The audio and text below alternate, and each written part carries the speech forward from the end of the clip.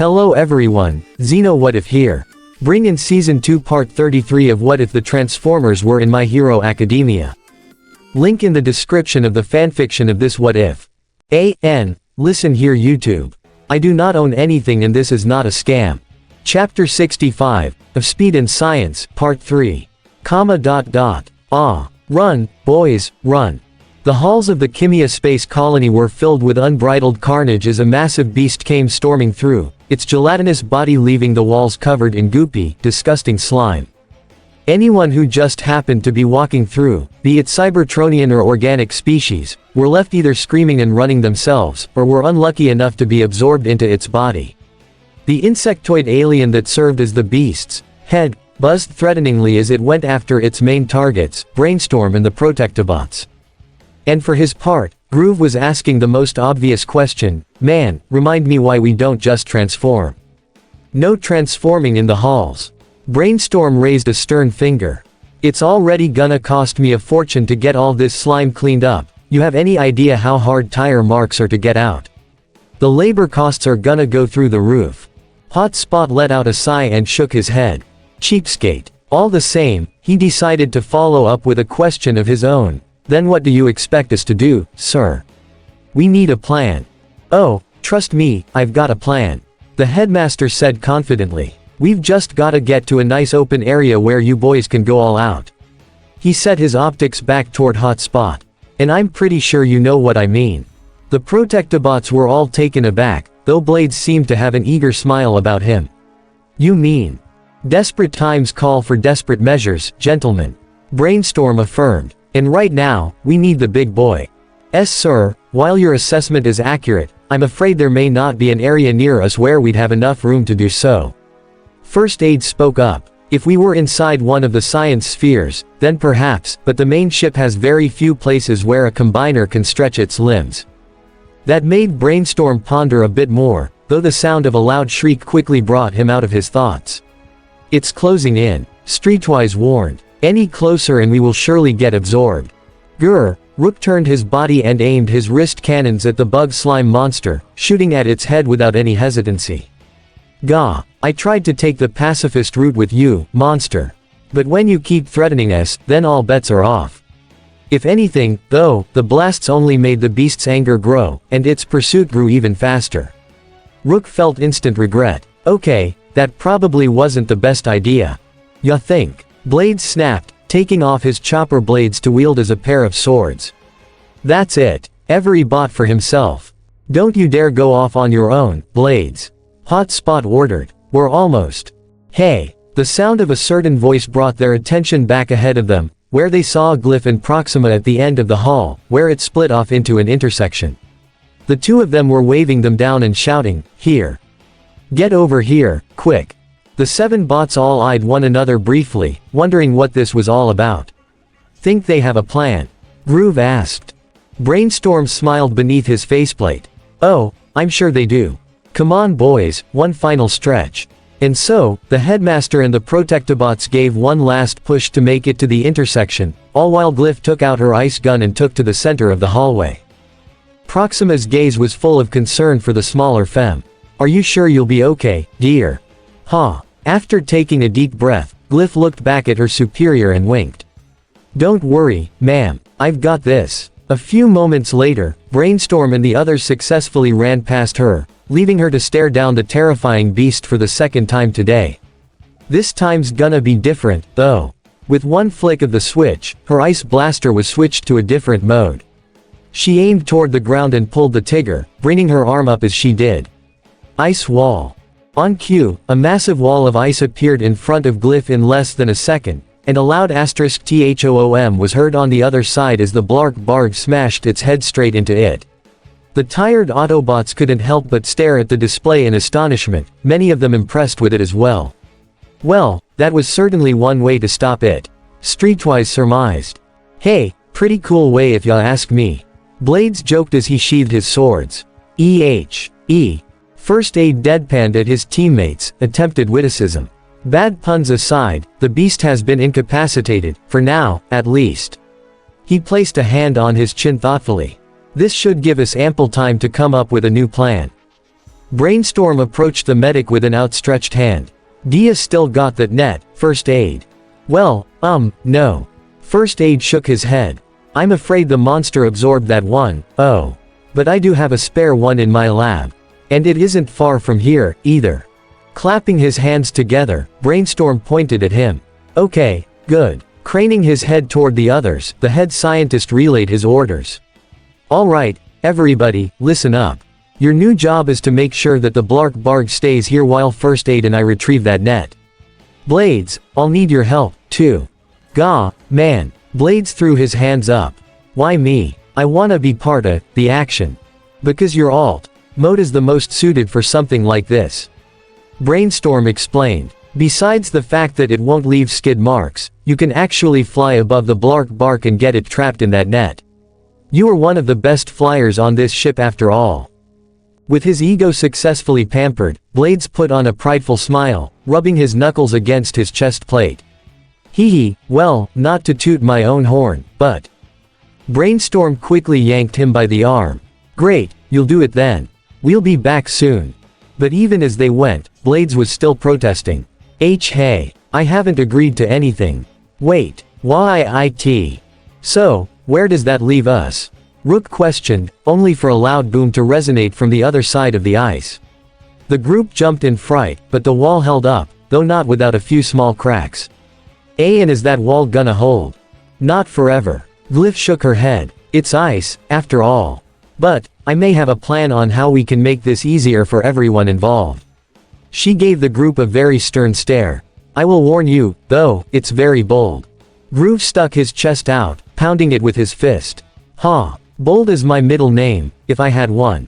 What's the play, Glyph? I need to get on top of that thing. The cryogenics officer reloaded her weapon. And you all are gonna help me get there. The 4 remaining Protectobots gave her a questioning look. How? Hotspot was answered with Glyph pointing a finger that directed itself straight to the very top of the ice wall, which continued to shake as the Blark Barg slammed its head into it. I see. Just then, the ladder on his back began to unfurl and extend upward, the bucket raising itself higher and higher. I understand the assignment here. Excellent. Glyph put on a determined smile, nodding to Streetwise, Groove and Rook. And you 3, I need you to run interference. I believe that is code for distraction, correct? Streetwise guessed. Groove pursed his lips in frustration. Gee, what was your first clue, Cop Bot? Well, come on, let's get this over with. If we're gonna die, might as well do it in style.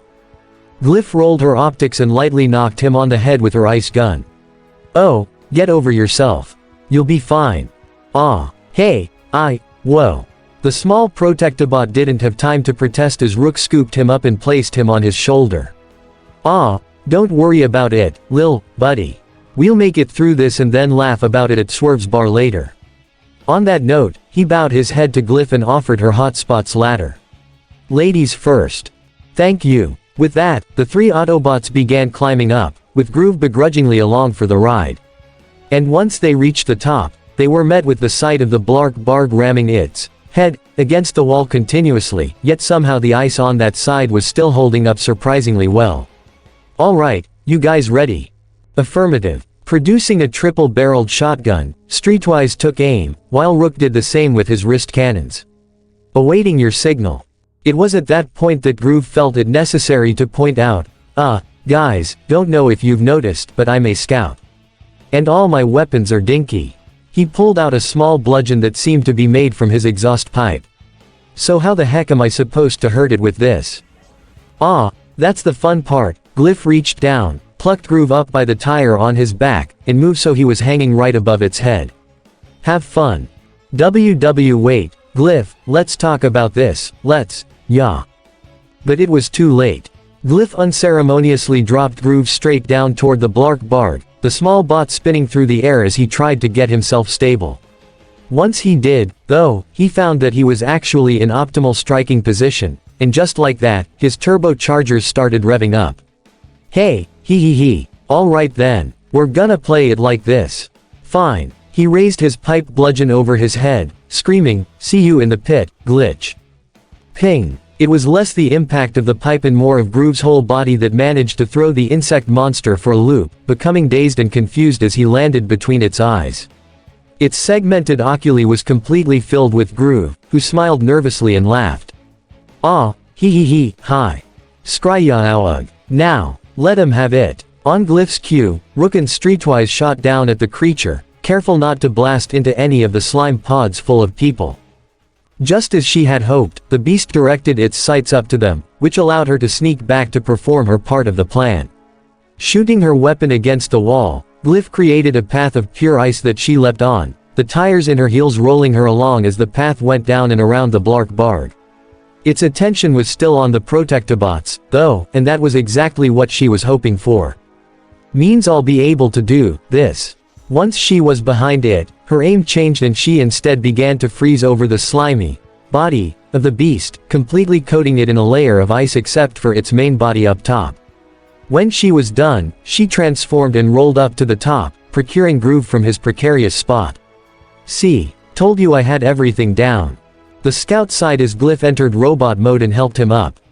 "Ha, well, ya coulda gave a bot a little warning, Well, think of that as payback for messing up my experiment from the previous decacycle." "Why, you're still mad about that?" "Not anymore." Her answer made Groove fall flat on his face, much to her amusement. Alright, boys. We're clear here." At her word, Streetwise and Rook jumped down and landed on the ice next to them, taking positions on either side of the Blark Barg as it kept struggling. "You're sure it can't get out?" Rook questioned, keeping his cannons trained on it. Glyph raised a finger to him. "Actually, we want to get it out." And with that, the Protectobots were understandably much more concerned about where this was going.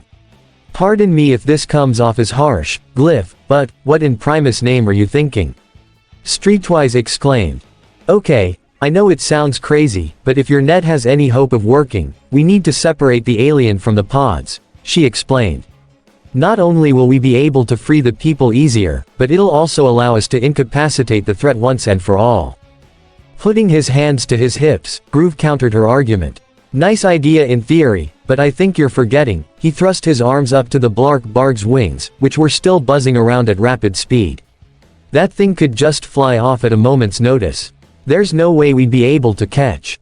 SSSHHHCCHHKTKTKT.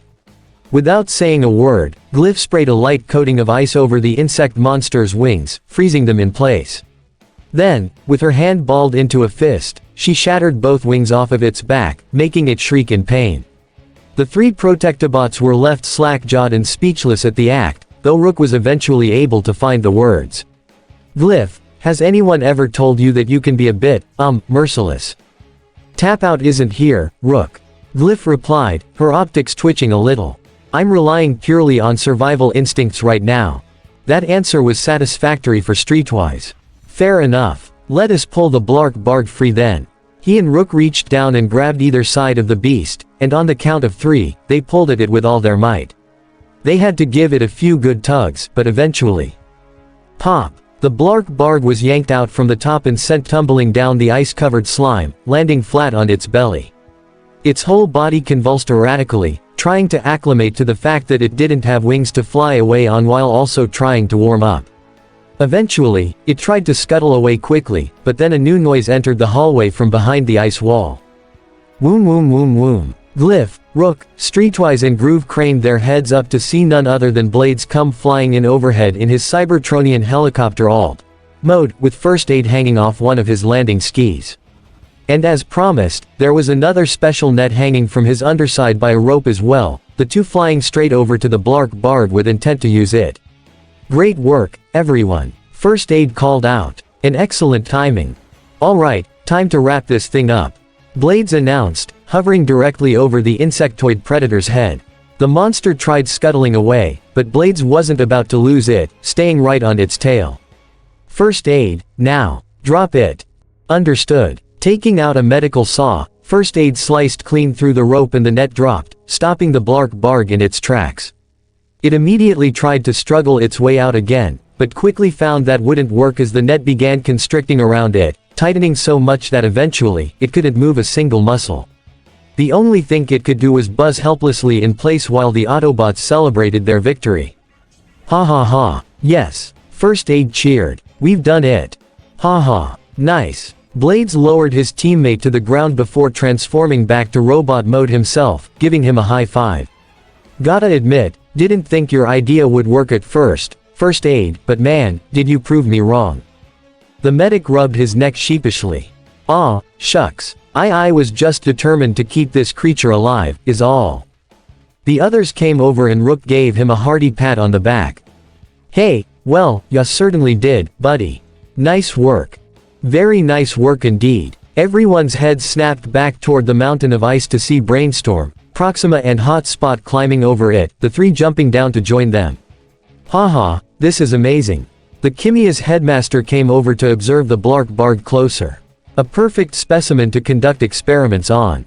I'll have a special containment unit prepared immediately.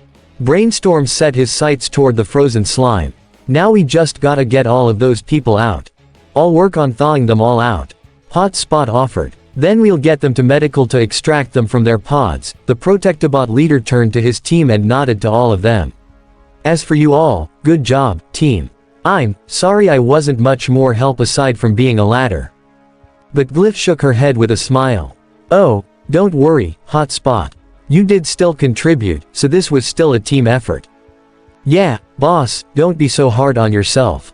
Groove asserted before leering slightly at Glyph. Besides, at least you weren't being thrown around all over the place by a crazy femme. The blue mini-bot immediately turned an ireful optic down at him. I beg your pardon. Thankfully, Proxima got between the two and separated them before a fight could break out. Alright, that will be enough. The ship has been saved and the alien has been secured. Let's just be thankful for that, shall we? Both Groove and Glyph huffed and turned away from each other, keeping their arms crossed over their chests. I can only hope that things on Velocitron are going this well. I'm sure they are. Brainstorm assured as he and the Protectobots started hauling the Blark Barg away. Applelink's probably getting that whole thing taken care of as we speak.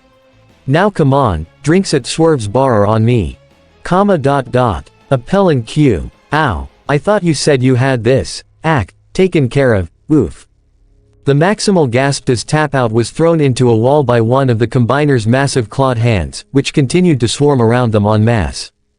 Their plan had been so simple, but in hindsight, none of them could have prepared for how the Junkans would respond.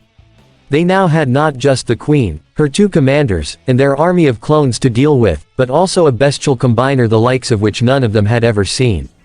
The moment Junkosaurus had been formed, it had wasted no time in trampling all over the Foundry, intent on crushing any bot in its way.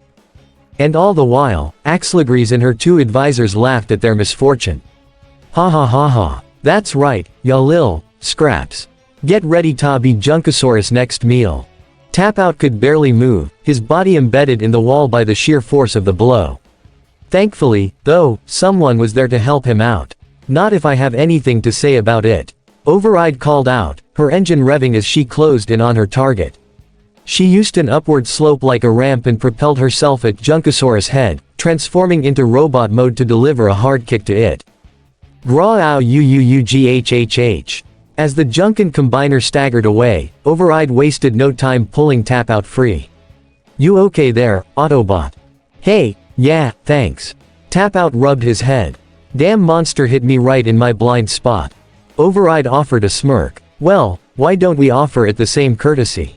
Almost immediately, Tap-Out returned the grin, and the Velocitron leader armed herself up by taking off her vehicle mode's rear portion with the spoiler and thrusters. With very minimal concentration, the femme began to glow a brilliant red and the energy around her blasted into the sky, opening a vortex where a certain light inserted itself into the weapon she was holding. Override. Cyber key power. From either side of the piece, a pair of long, white gun barrels swung out, each one tipped with red at the ends. The Junkosaurus was still collecting itself, so she quickly took aim and blasted it near the back of its jaw, blowing off quite a few pieces in the process and making it bellow out in pain. Haha, alright. Override nudged her chin down to Tap-Out. Now, you go for one of its limbs. On it. Tap-Out brought his brass knuckles out and dashed straight for its front leg, jumping up and clinging onto what he assumed to be the connection point. And, much to his surprise, the only thing that was actually connecting the leg to the body were the hands of the bike Junkatron itself, along with a few loose wires. "Ya gotta be scrappin' me." He shook the thought from his mind, resolving to deal with it later. This'll just make things easier. Punching with all his might, Tap Out successfully made the hand lose its grip and several wires came undone as a result, sending the Junkosaurus toppling onto its face. The limb that was broken off was forcefully returned to robot mode and Tap Out went straight for its face, hammering and pounding it into flattened scrap within seconds. Well, guess that's at least a little comforting. He lifted the Junkatron's body up to the Junkan commanders, all of whom seemed unimpressed, or still crazed in Crashbar's case. This Junkosaurus thing ain't a real combiner. It's just a bunch of bots holding onto one another like a hodgepodge mountain of scrap. If you think this thing can. Crashbar. Axelagrees spoke up as calmly as she could. Yes my queen. The Junkan bike bowed. Bring in another of your drones, she ordered. Looks like Trashmaster's gonna need a lot of 'em today. With another manic laugh, Crashbar obliged. Of course. Don't worry, Trashy. Another one's coming your way. As if on cue, another Junkatron came bowling past Tap Out, transforming and connecting to Junkosaurus' torso. Grua, thanks, the combiner, or, that is to say, Trashmaster replied as the monster stood back up. Out in the main battle, many of the combatants had observed the whole thing go down, and Applink was very interested by the development. So, this Junkosaurus isn't a real combiner after all. More of a super mode of sorts for Trashmaster. His optics darted across the beast's body, taking note of all the connection points. The drones hold on and Trashmaster makes special connection points where he can control their every movement with his own processor. Fascinating. Gah, we can find time to be interested later, big guy. Moonracer advised as she and Blur joined him, the three of them surrounded by Ransack, Crumplezone and Dirt Boss. Right now, we're in a pretty tight sitch. But Blur simply shrugged. Moon, are you serious right now? He peeked over his shoulder and sent her a wink. You do know who you've got by your side here, right? Moonracer responded with a deadpan stare. Yes, and I'm terrified. Well don't be. Blur widened his stance, prepared to book it. Because I'm gonna run circles around these fools. MHA. Not gonna happen a second time, ya speed demon wannabe. Dirt Boss barked. Boys, let 'em have it. On his cue, the three troublemakers all brought out their cyber key powers, each activating their own double-barreled blasters of various sizes. Eat plasma. Time to get down and dirty. Ransack yelled as he shot off as well. Crumplezone stomped the ground, unleashing the power of his barrier bazooka. Say night-night, chumps. Moonracer narrowed her optics and was about to meet the challenge head-on, but then Applink transformed into beast mode and brought out his hoverboard, hoisting her up on it by the arm. Hey. Sorry, but this is an attack worth dodging. Sure enough, Blur was of the same mind, dashing away just as Applink flew up. The result was all three blasts meeting in the middle and creating a dome effect aftershock, resulting in a huge crater where they once stood. As they flew, though, Ransack and Crumplezone kept their fire concentrated on them, while Dirt Boss was busy trying to catch Blur. Wanna teach these two idiots a lesson? The teal femme smirked eagerly. Oh, you know it. Toss me, big guy. Stepping into his hand, Moonracer allowed Applink to huck her straight down at Ransack, the smaller bot's optics widening as she reared her hammer back. 4. Wait. Clank. I.e. Too late. The rocket-powered hammer sent Ransack sailing over the Foundry's walls, much to Crumplezone's horror. No, little buddy. The green galoot was about to roundabout on Moonracer for revenge, but was met with Applink instead. The Maximal's eyes were sparking with red energy, teeth and fists clenched tight. Would you like to join him? Number. Too bad. Bringing his fists together, Applink swung his arms and strung Crumplezone straight in the jaw, careening him right after his motorbike compatriot. Belting out a powerful roar, Applink beat his chest and started to cut loose, leaping and bounding all across the Foundry while wrecking every Junkatron drone in his wake. Several miles away. Across the desert sands, a trio of bots were driving their way toward the Foundry where the Junkans had made their hideout. They had just gotten through a successful day of shakedowns and were prepared to report the results. At the head of the pack was a black, while in pink Cybertronian dragster, and flanking her were two very large yet fast trucks with large wheels, nearly identical to one another in all but color scheme. The one on the dragster's left was gray, red and purple, while on the right was a white, blue and red one. "We're almost there, boys," the dragster shouted in a rough yet feminine voice. "I'm sure the Queen will be very pleased with our results today." The white truck let out a despondent sigh in a rather posh voice. "Crasher, pray tell, how much longer do we have to put up with this nonsense?" "Yeah, I mean, I get that you're trying to make her happy so she won't slag us and all," the gray truck continued in a much gruffer voice. "But this is gettin' ridiculous." It was then that the dragster spun into a stop and transformed, becoming a rather rough and tumble femme. And while her face was pink, her yellow optics guaranteed that the two came to a full halt in fear. "Okay then, Heatseeker, why don't you come up with a plan to overthrow these chumps?" Crasher directed her sights to the other truck. "Or maybe you've got something, Skidmark. I'm open to options."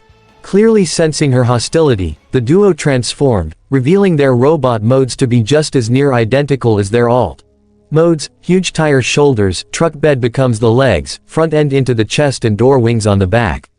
The only real differences were some details in their helmets, but other than that, completely identical. "Oh okay, let's be civil, shall we?" Skidmark beseeched. "There's no reason for such unnecessary quarrels." "What my bro said." Heatseeker stood with his brother in solidarity. "Besides, it could always be worse. We could be Dirt Boss and got stuck with, what's that?" "Huh." Crasher's audio receptors suddenly started picking up loud yelling, coming from the sky. She craned her neck up, but almost instantly regretted it. Because nothing could have prepared her for what happened next. THOOOOM. The stillness of the desert night was undone by loads of shouting and sand getting kicked up everywhere, the trio finding themselves buried by their own comrades. "Ow. Oh Primus, they're everywhere." Ransack started compulsively itching himself as sand poured through his joints, without realizing that he was on top of Crasher. Get him off, get him off. Grr, hey." Crasher picked him up and punted him down the nearest hill, leaving to helplessly roll away. "Get your grimy gaskets off of me, ya worthless gear grinder." Across the way, both Heatseeker and Skidmark were at the mercy of Crumplezone's rear end as he crushed them under his heavy chassis. "Ack, good sir," Skidmark cried indignantly. "What is the meaning of this? Remove your posterior from our backs at once." Peering down, Crumplezone's optics widened and he quickly did as he was told. Whoa. Sorry there, guys. Didn't mean to squish ya. "Huh, Crumplezone, where in blazes did you come from?" Heatseeker asked as he and his brother stood up. "Ya aren't meant to fly, bolts for brains." Crumplezone put a hand to his neck sheepishly. Yeah, about that, we may be under attack at the Foundry." That earned a double take from the trio, especially Crasher. It's true. A bunch of bots, including Override, are over there right now fighting the Junkans. Apparently, they got help from a visiting group of Autobots to find our location. That gave Crasher pause. Autobots, well, what should we do? Skidmark inquired. Shall we go assist in the battle? Bah, you kiddin', brother. Heatseeker waved off. I say let the bots scrap those walkin' junk piles. As far as I'm concerned, they're doing the job we wanna do for us. Hearing the two sides of the argument, Crasher ultimately made her own choice for the tiebreaker. You know what? I'm actually with you on that one, Heatseeker. The gray bot's optics widened in surprise as Crasher made her way up the next dune, where she could see the Foundry just off in the distance. That, Queen's, gonna learn that when you mess with a Velocitronian, you'd better be ready to put pedal to the metal and commit. Skidmark cleared his throat. A very sound argument, Crasher, but, what about all of our monetary gains? Crasher smiled as she placed her hands on her hips. Well, we'll just take what's left from 'em when they're tired out, of course. Might not be as much as what the Queen was supposedly promising us, but it's still gotta be a ton. Her sights focused back on the Foundry, where she could see the flames growing higher than usual. All we gotta do is ambush the place while everyone's still in recovery mode, kick 'em out and then take the place for ourselves. Ah ha ha. The group began joining in on her nefarious laugh, all without noticing something shooting across the night sky and toward the Foundry itself. Back at the battle, Blur was running circles around Dirt Boss, the latter's temper growing more and more by the second. No matter where or how fast he fired, the purple bot couldn't hope to hit the blue speedster.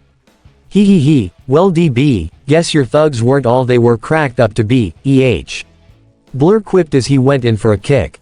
Dirt Boss tried to dodge, but of course, Blur was too fast to avoid as well. Those two lug nuts were useless anyways. I'm better off on my own. Ow. A swift punch to the back sent him sprawling onto his chest, causing him to let out a rageful bellow at his enemy. Graugh. Would you just stay the frag still? You know as well as I do that's just not possible, my friend. Kicking it into high gear again, Blur began running around Dirt Boss in a tight circle, so fast that the wind started to pick up around him. Now let's see how y'all like this move.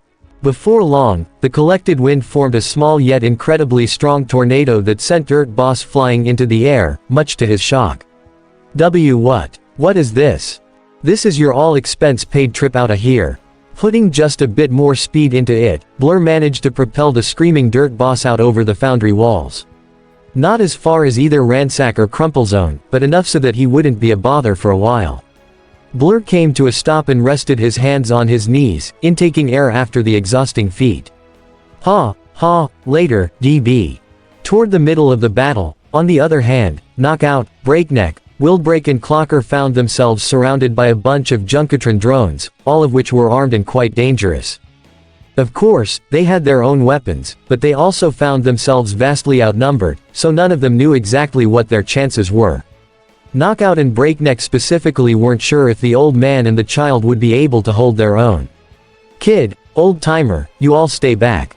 Breakneck advised, taking out his hammer. Knockout stepped up and brought out his drill and circular saw as well. Yes, leave this to the two of us. Find a safe place too. Oh ho, no way, Junior. Willbreak refuted, taking out his weapon again. I ain't bout to be no pushover. Cyber key power. The bright yellow blade unfolded from the engine piece and he swiped it at an incoming Junkatron, cleaving it in two. This old bot's still got some fight left in, I am. Clocker, look alive. Yes sir. The orange and blue bot took out what appeared to be the entire rear part of his alt mode spoiler, which of course meant it had its own secret to hide. Cyber key power. Just like his mentor, the shard of light inserted into the back of his weapon and the two wing parts flipped up, allowing a pair of dual blasters to come flipping forward. Clocker took aim and shot straight through a line of Junkatrons, blasting them into bits. Take that, ya heaps of scrap. Both Knockout and Breakneck were, admittedly impressed with the display. HMPH, wish I could do that, the medic grumbled, but quickly focused back on the battle when another Junkatron tried to jump him from behind. Swinging his tools about, he effortlessly vivisected several of the drones at once, while Breakneck smashed them well and good with his mighty hammer. Try and get the jump on us will you? Not gonna happen. The larger bot shook his head, raising his hammer for another strike, but then, clink. What the? Breakneck's optics widened when he saw that a large, rusty hook had latched itself around his hammer arm, effectively holding him back. Can't have ya doin' that, mate. Scrap-fook chided, approaching the duo from behind. After all, the fun's just gettin' started. The Junkan general took out a large shotgun weapon and went to blast Breakneck in the back, only for the blast to bounce harmlessly off of his heavy armored plating. Is right. Yanking his arm back, Breakneck pulled Scrap-fook into his clutches, holding him up by the throat. Did you seriously think that any old normal weapon could hurt me, shaft? With a powerful swing, Breakneck tossed Scrap-fook back across the Foundry, just in time for Crashbar to see. If anything, though, the Junkan just kept laughing in his insane, kooky way. Hee, hey. Well, that looks like fun, don't it?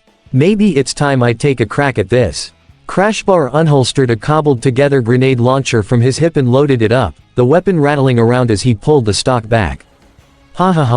Bombs away.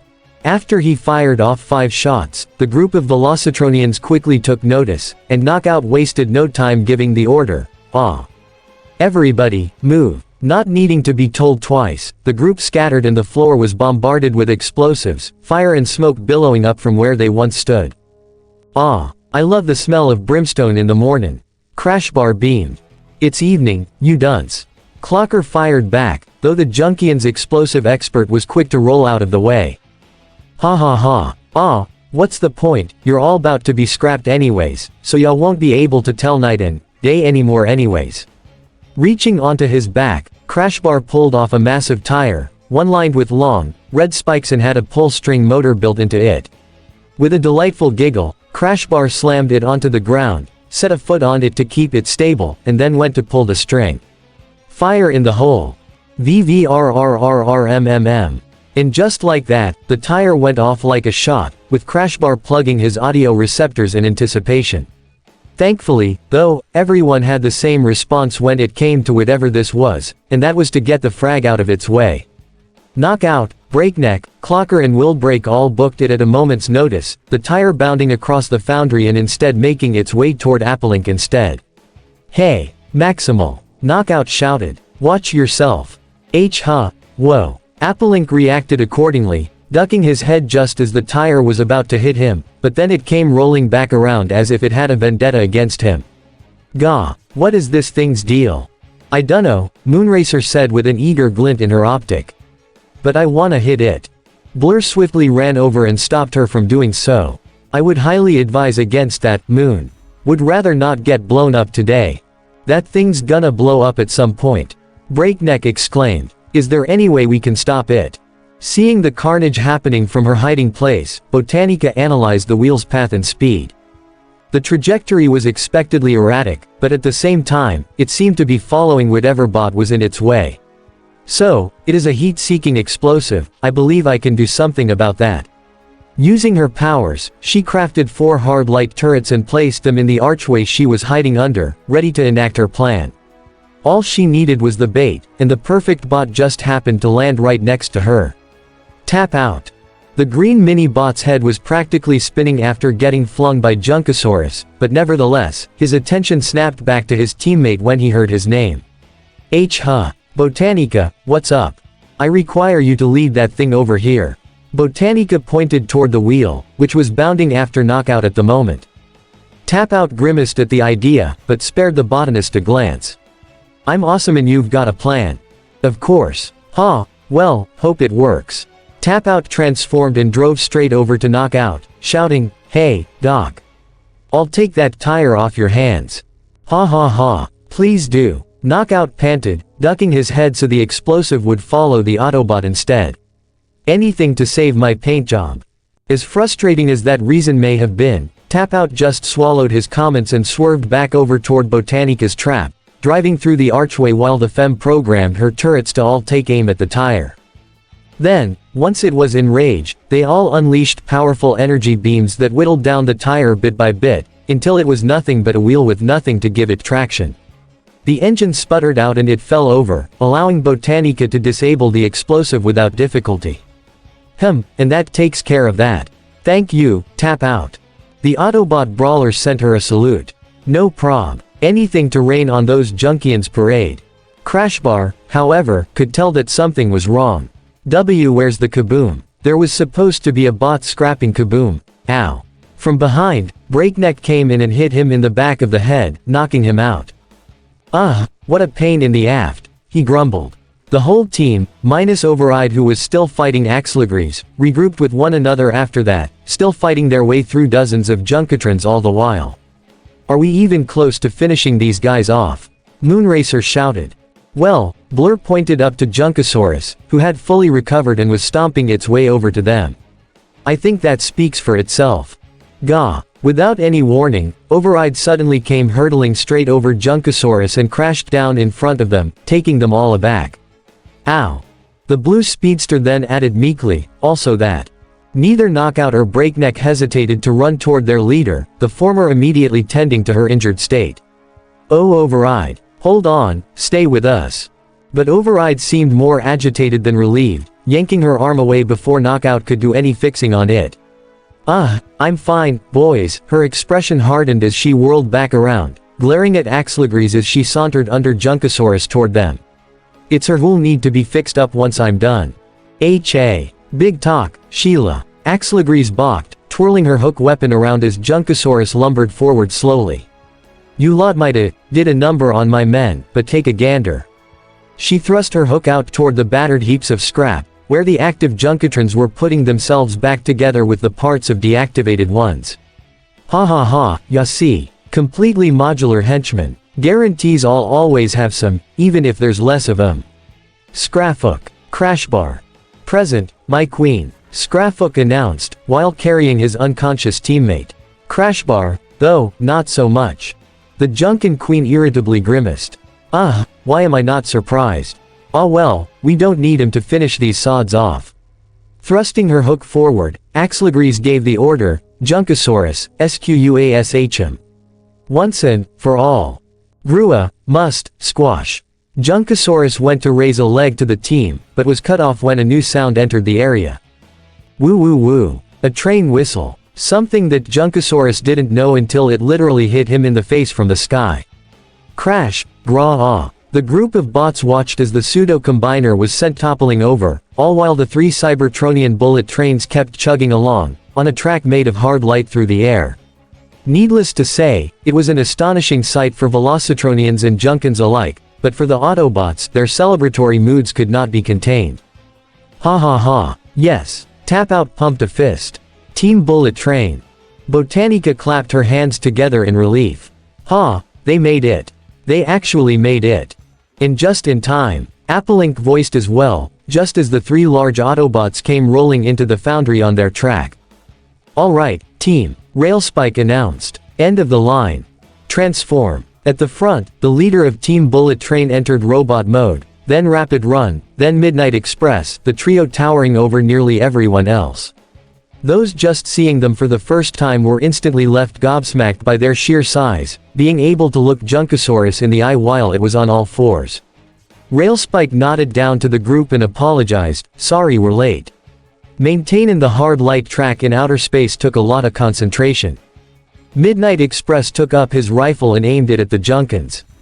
But we're here now, and we're ready to put these ruffians in their place. Kneeling in front of Override, Rapid Run offered his assistance. You good there, ma'am? Any vitals damaged? And no, I'm fine, but thank you. Override stood up and gave a nod of her own to the team. Sincerely, thank you. I think we might have been overwhelmed eventually. Railspike gave her a thumbs up. No trouble at all, ma'am. Just doing what we do best. And, speaking of which, he eyed the Junkosaurus as it rose to its full height, actually taking to its hind legs as another bike Junkatron came in to add some stability, in the form of a massive tail. Something tells me it's time we get to doing that. What'd you say, boys? Oh, I've been itching for this for the past millennia, bro. Rapid Run agreed. Let's do this. Indeed. Time to take out the trash. Midnight Express put his weapon away. Or, in this case, the junk. Axelagrees clenched her metal teeth in ire at their remarks. Oh, so we've got ourselves a trio of big shots, Ya think you can actually take down Junkosaurus? The beast roared behind her, accepting the challenge. Well then, bring it on. Let's see what ya got. Narrowing their optics, the 3 brothers concentrated on their unity and commonality, returning to a familiar feeling that they hadn't accessed in a long time. Very well. You asked for it. Railspike retaliated. Let's go. Triple fusion mode. What happened next had to be seen to be believed. Midnight Express head tucked into his body as his lower torso compressed into his chest, his waist plate flipping up as his entire body was now just an entire waist and legs. His arms tucked into the large panels on his shoulders, which would now serve as long hip guards. Rapid Run came next, his head folding into his vehicle mode cockpit before the entire thing rotated up, allowing his waist to rotate around and then fold into where his torso once was. His legs folded down, acting as a set of heavy back panels, while the front of his train mode rotated a complete 180 degrees and shifted out, the tip of the train then hinging downward to form the robot's midsection.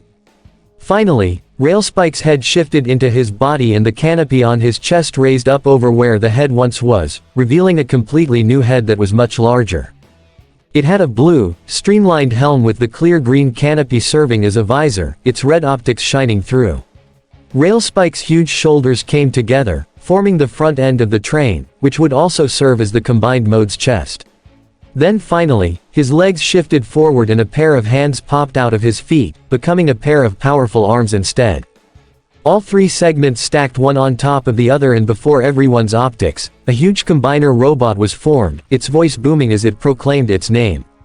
Triple Power. Rail Racer. THOOM. Rail Racers landed shook the very foundation of the Foundry, and if no one was completely astounded before, they certainly were now. I'm sorry, what? Blur shouted. And might I add, the frag. Moonracer agreed. Tap-Out raised a hand up to the three-piece combiner. Femmes and gentle bots, allow me to introduce you to Rail Racer. One of the most dependable combiners you could ask for. Say hi, big guy. Rail Racer raised two fingers down to the Velocitronians and greeted them with, sup. Clocker was practically shaking with excitement. A combiner. An actual combiner. I've never seen one before. Take it in, lad, it's quite the sight to behold for the first time. Wildbreak nodded. Back with the Junkans, though, they were, much less thrilled to say the least. Oh, no. Axelagrise's bravado seemed to have been taken out of her in one fell swoop. And for a very good reason. Slag. I didn't think those three'd be a combiner. Trashmaster's powerful, but he ain't got no chance against. Graw. Unfortunately, she couldn't do anything before her bestial teammate charged forward, raising his claw at the Gestalt. Junkas Oris smash dumb trains. Junkasaurus destroy everything. Gah. Trashmaster, you dumbbaffed. Axelagrise admonished. Don't just go charging in. But even with her warning, Junkasaurus was dead set on scrapping Rail Racer, bringing down its mighty claws to their shoulders. Even so, Rail Racer wasn't about to go down that easily. They raised their own arms up and caught the monster's massive hands, pushing back as hard as they could.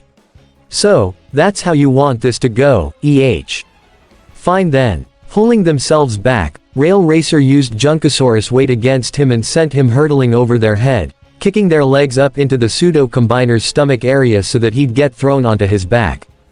Junkasaurus roared and struggled to get back to a vertical base, only able to do so with one strong lurch of his legs. Graw HGG. Now I'm mad. And we've seen well enough. Rail Racer reached behind their back and pulled out a rather large blaster that was made up of Railspike and Midnight Express weapons put together, taking aim at Junkasaurus' shoulders as he once more charged at them. Sit down. Pow! With a single blast, Rail Racer shot straight through Junkasaurus' shoulder and severed the arm completely, making Junkasaurus recoil. Pow! Pow! Two more shots rang out and like before, more of Junkasaurus' limbs fell. Now left without both arms and only one leg, the pseudo-combiner was unable to hold his balance and ultimately crashed into the floor in a heap of parts. Neither Axelagrise or Scrap-fook could believe how fast that was. Sure, they had expected the real combiner to be fairly powerful, but not that much.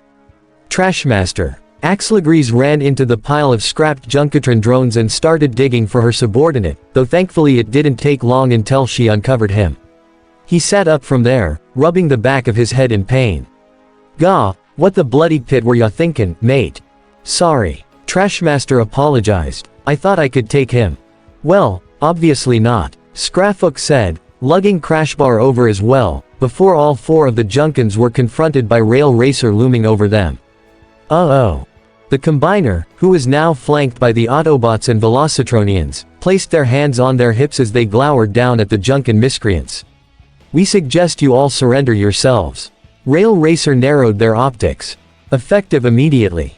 Axelagrise balked at the idea. MHA. Or else what? Junkasaurus or no, we still outnumber you lot.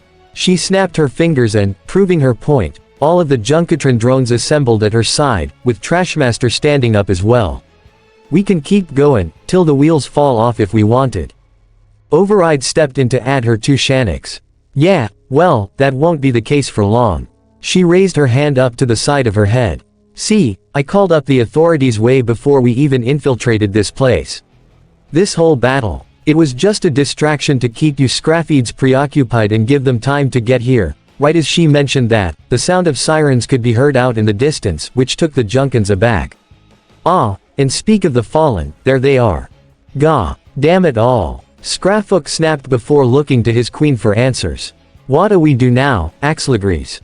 As much as she didn't want to concede defeat, even Axelagres had to admit that there were very few ways out of this situation, but there was one way. Well, at least we tried. She reached down to her hip and pulled out a remote, putting every Autobot and Velocitronian on guard. But guess this planet just wasn't meant to be. Never coming back, air again. Time to bust this joint. She clicked the button in the center of the remote and nothing seemed to happen. That is, not at first. Eventually, the very ground beneath the foundry began to rumble and shake, and before long, something began to emerge just outside of the facility. From the red sand, a huge spacecraft started unearthing itself, having buried itself thanks to its strange spiral drill shape. It was mostly silver with a golden tip, and easily towered over the foundry and even Rail Racer. Once it stopped and was fully above ground, the bots couldn't help but stare at it dumbfoundedly. Was anyone else expecting that? Knockout questioned. No, not really, Applink said, before noticing the rear exit of the foundry was now fully open and the Junkans were making a break for it. Hey, they're trying to get away. They will not. Rail Racer activated the jet boosters on their back, propelling themselves forward thanks to the wheels on their feet. They practically plowed through several Junkatrons, reducing many to nothing but bits and pieces as they closed in on the four main Junkans. Following him was Blur, the speedster going straight for Axelagres and her top cronies as well. You guys aren't getting away that easily. Blur, wait, Override shouted. Don't get in the way. Unfortunately, that's ultimately what happened. Seeing Blur getting in their path, Rail Racer gasped and pumped the brakes on their jets, a bit too abruptly. They ended up tripping over their own feet as a result and toppled onto their chest, and while they did crush more Junkatrons, the Queen, her cohorts, and a handful of drones were able to escape through the foundry's rear exit. Blur was still in hot pursuit, though, and he managed to zip out in front of them to block their way to their rocket ship. You guys aren't going anywhere, ACH. The speedster was left clammed up when Trashmaster used his huge claw weapon to latch onto his head and yank him out of their way, sending him tumbling across the desert. Shut it, kid, you're just in the way. But thanks for helping us escape, though.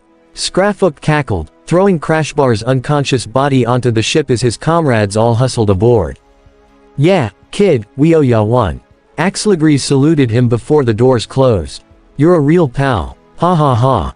Blur barely had time to stand back up before the rocket took off, spinning up into the heavens like some demented drill. No, damn it, Blur, and judging by Override's reaction, he could tell that she wasn't happy with him.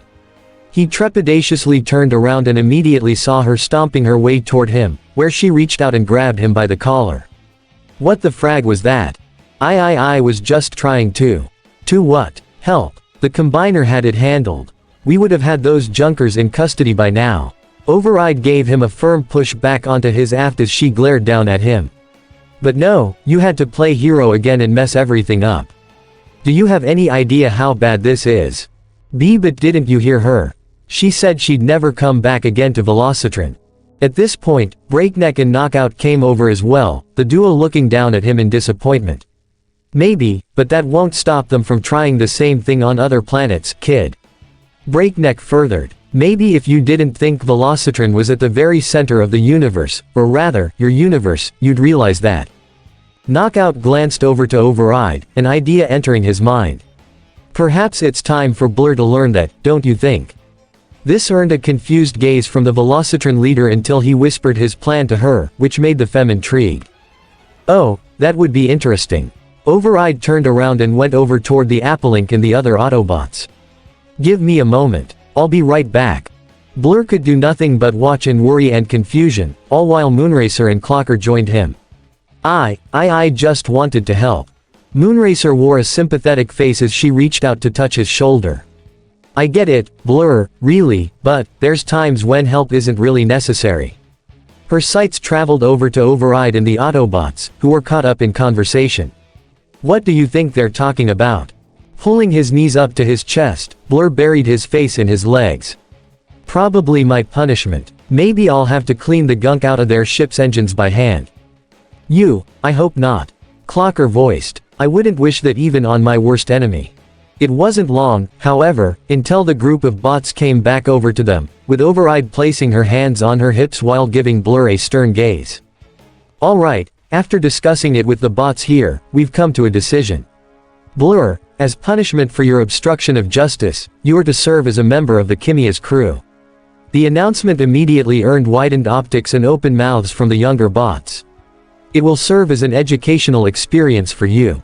By the time you return to Velocitron, you will hopefully learn how to be able to work with others instead of going it solo and flying off the handle like you did just now. What? Blur shot up to his feet in disbelief. Why you're banishing me from Velocitron? Override shook her head. Not entirely. You can come and go with no problem. But as a bit of incentive, the leader turned her back toward him. Consider yourself banned from partaking in any races until you improve as an individual. Become a team player by learning from the Autobots, and then you'll be allowed back in. If anything, that only sounded worse to Blur. What? That's a bunch of slag. He stomped a foot down in protest. You can't just take that right away from me. I can. I'm the leader of this planet, remember? Tap Out ran over to his friend, gently holding him back. And now come on bud, it's not all that bad, hey. It is that bad. Blur snapped, yanking his arm away. I'm banned from racing, Tap Out.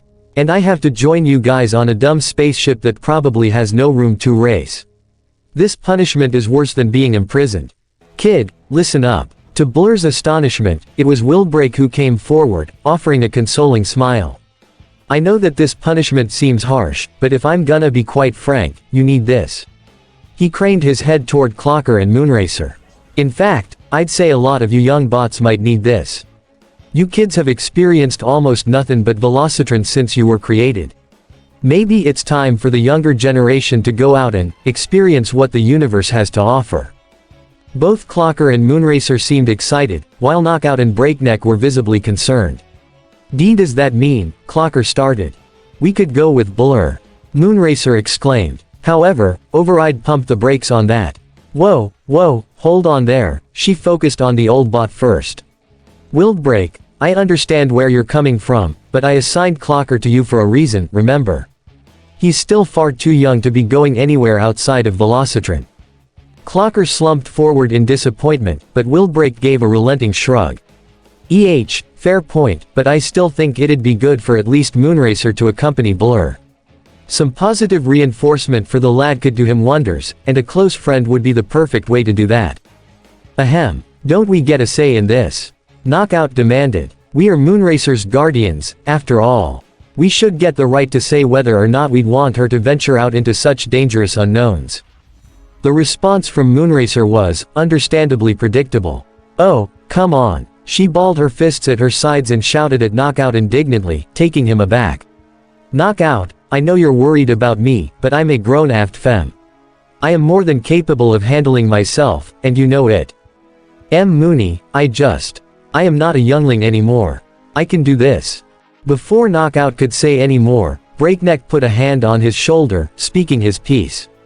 Endera, I know that this isn't what you want to hear, but I agree with her. Our dear Moonracer has outgrown our nest. He sent her a supportive smile, which Moonracer returned in full. And now, it's time we allow her to fly. As much as his partner's words frustrated Knockout, he knew himself that those words rang true. Oh, you're right.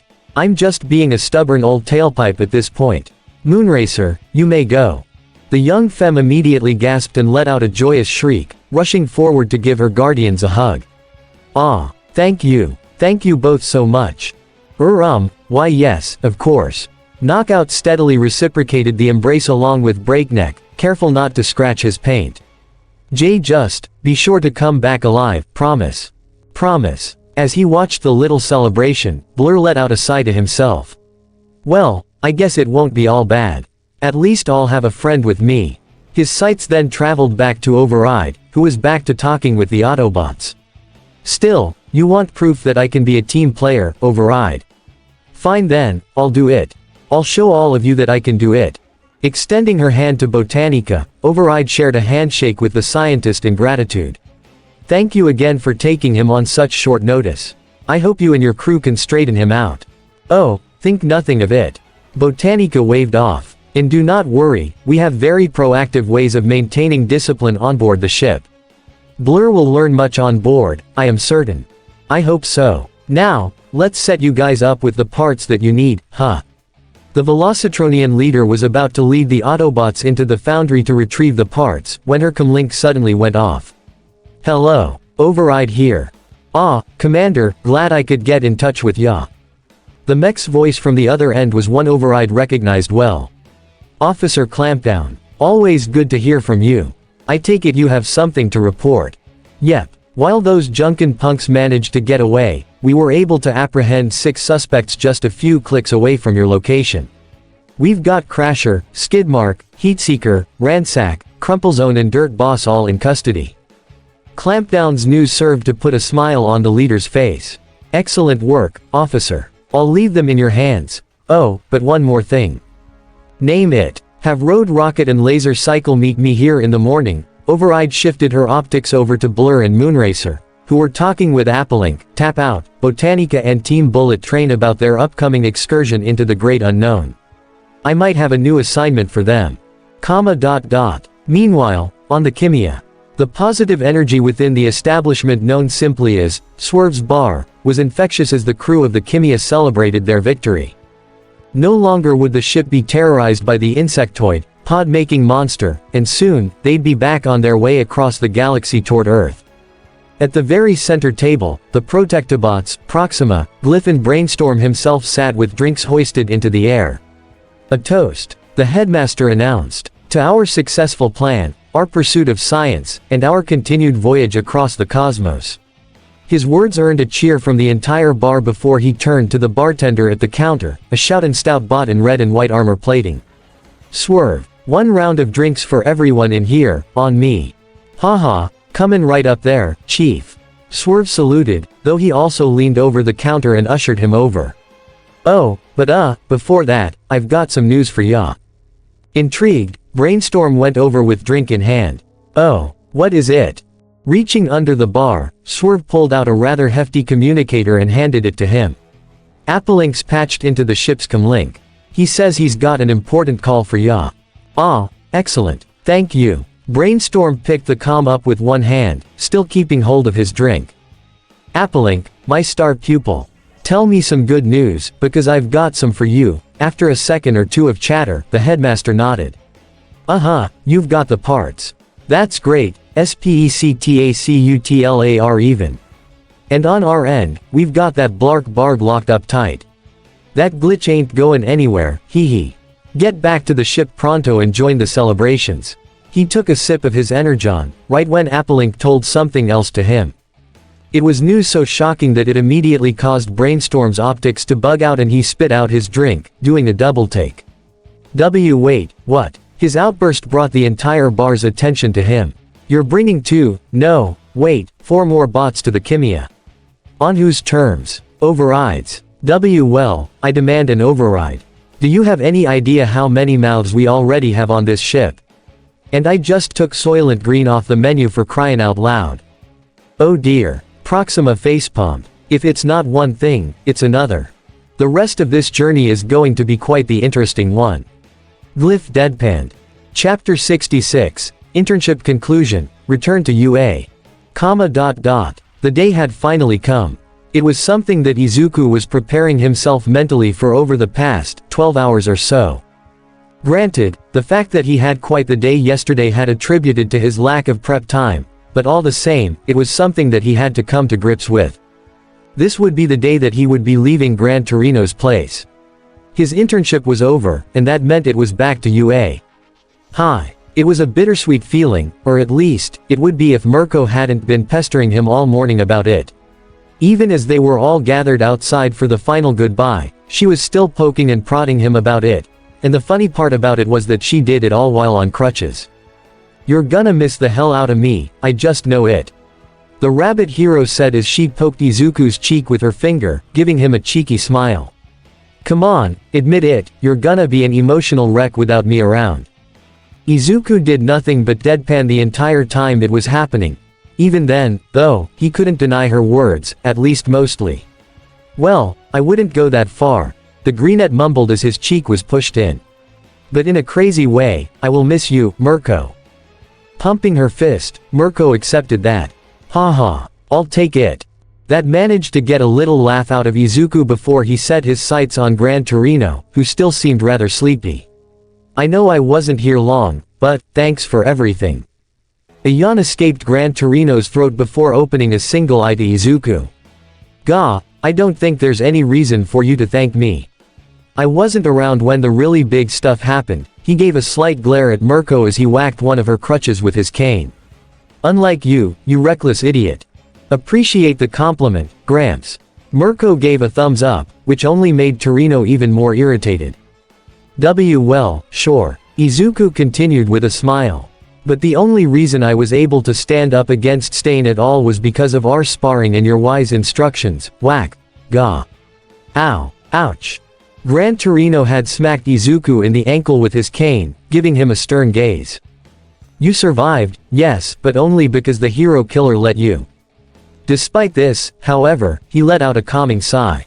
Well, if anything, at least you've figured out your own fighting style instead of copying All Might's. Even though you did manage to get a stress fracture in your leg. He lifted his cane and pointed it at Midoriya. I know what happened. You went well over your limit. I thought we agreed that 15% at the most is all you can handle right now. You're growing fast, but you're too impatient, and when you lose focus, you lose control, too. Always be calm and alert. Oi, sheesh. Mirko rolled her eyes. Calm down, Gramps. Let the kid be. He still did good and you know it. The old man grumbled, but seemed to mutter some sort of commendation under his breath. That aside, I'm sure you know this, but if you're aiming to be the greatest hero like All Might, then you've still got a heck of a lot to learn. So keep it, understand? Izuku stood at attention and bowed respectfully. Yes, sir. See you around. Just as he was about to go into his house, however, Izuku stopped Gran Torino with a shout. Wait. I've got a question. Please, just one more.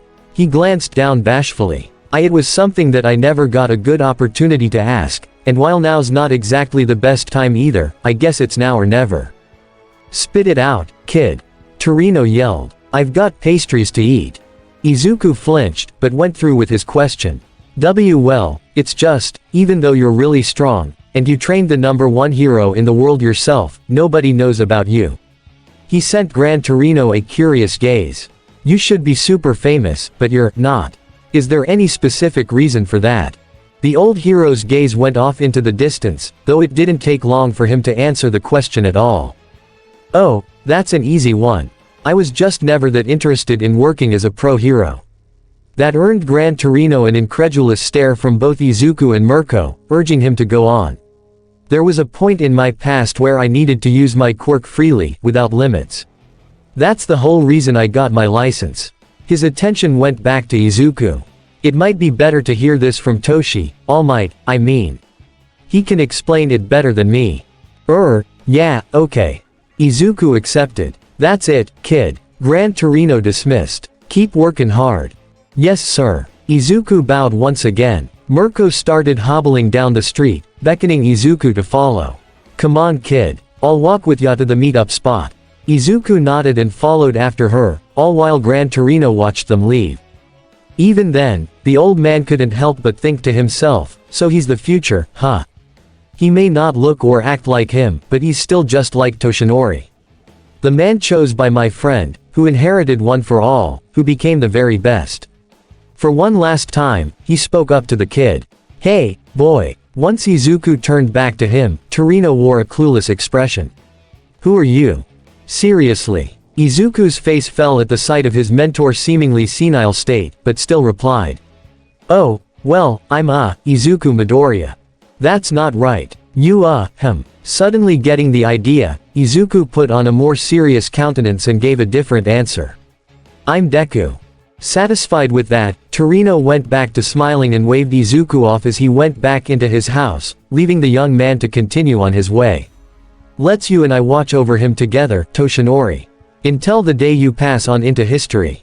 Until the day that the hero Deku is celebrated around the world, as the new symbol of peace. After walking down the street a ways, Izuku and Mirko made a sudden turn into a heavily wooded area that was in a more secluded part of town, one where they were certain they wouldn't be seen by anyone. Sorry if those parting words weren't what you were expecting, from the old man, kid. Mirko nudged her elbow against Izuku's shoulder with a small grin. But just know that he does care about ya, in his own way. Hee, yeah, Izuku nodded. I know. Ha, still, I can't believe this day's finally here. The rabbit hero shot him a knowing smirk. Not all that psyched to get back to school, huh? I can get that. Oh, no, I am. Izuku assured. I can't wait to get back and show everyone what I learned, but, I meant what I said, you know. He shot her a sad smile. I'm gonna miss training with you, coach. Shush, kid. Despite her injured state, Mirko dropped her crutches so she could put Izuku in a headlock and give him a noogie. You're gonna make me all mushy if ya keep it up. Gah. Oh okay, I give. Thankfully, Izuku didn't have to endure much more before Mirko released him, though she made sure to ruffle his hair a little bit. Just then, though, the beep beep of a car horn alerted them to the presence of a certain yellow bug, who was watching it all go down. ZRKT, isn't that just precious? Bumblebee said as his holoform smirked over to them, only to then strike a dramatic pose. ZRKT, parting is such sweet sorrow. Izuku and Mirko simply rolled their eyes at his shenanigans, the former going up to greet him. Hello to you, too, B. So, everything all set. ZRKT, yep. ZRKT, Reds, ZRKT, standing by at base. The young scout reached out and placed a hand on Izuku's shoulder. ZRKT, time to go home, hero. And I'm sure you'll be in for a busy time when you get there. Mirko spoke up, having hobbled her way over after only picking up one crutch. She extended a fist out to B in greeting. Sup, B, still being awesome. B pounded the fist back with gusto. ZRKT, you know it. ZRKT, but what about you? How are your, ZKRT, legs? Mirko wore an irritated grimace at the reminder, snorting out her frustrations. SNRT, how do you think? That Sector 7 doctor friend of yours says I need to stay off of him for like, a week at most. She raised her crutch in ire. But I ain't lettin' that stop me, She nearly fell over, but quickly slammed her crutch into the dirt, catching herself with an anxious sigh. I hate this, if you couldn't tell. Yeah, that's pretty obvious. Izuku smirked. Just, please don't overdo it. Next time we meet, I actually want to see your legs working. That made Mirko put on a cheeky grin. Ooh, does that imply you're keeping an eye on my legs? Deku, I'm surprised at you. Just like that, Izuku's face became beet red and he immediately tried to salvage what he said. No, wait, I didn't mean it like that. Not that you don't have some amazing legs because you totally do, but, wait, I messed up again, gah. As the boy had a mental meltdown, Mirko couldn't help but throw her head back and laugh, wiping a tear away from how hard she was going at it. Bahahaha. Oh god, dude, relax. I'm yanking your chain. That earned her a troubled glare from her student, but she brushed it off. Come on, it builds character, but just to get real with you for a minute.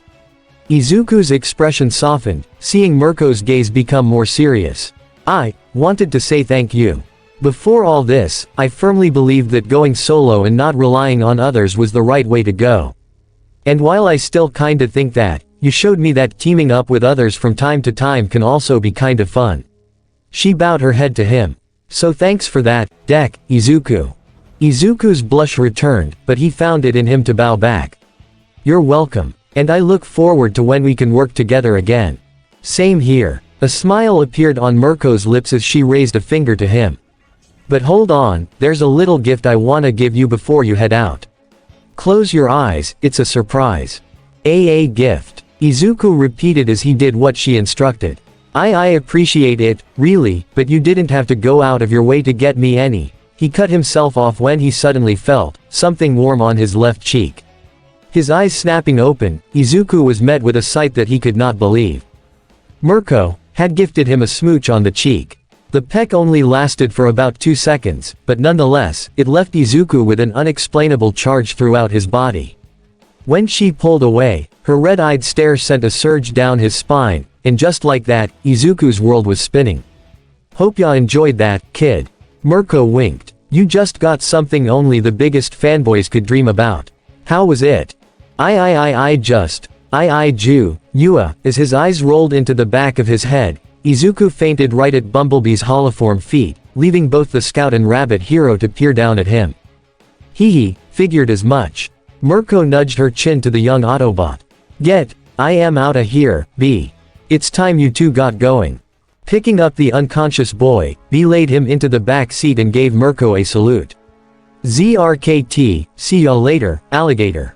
A few seconds later, the ground bridge appeared and B drove through it, leaving Mirko to wave goodbye after them.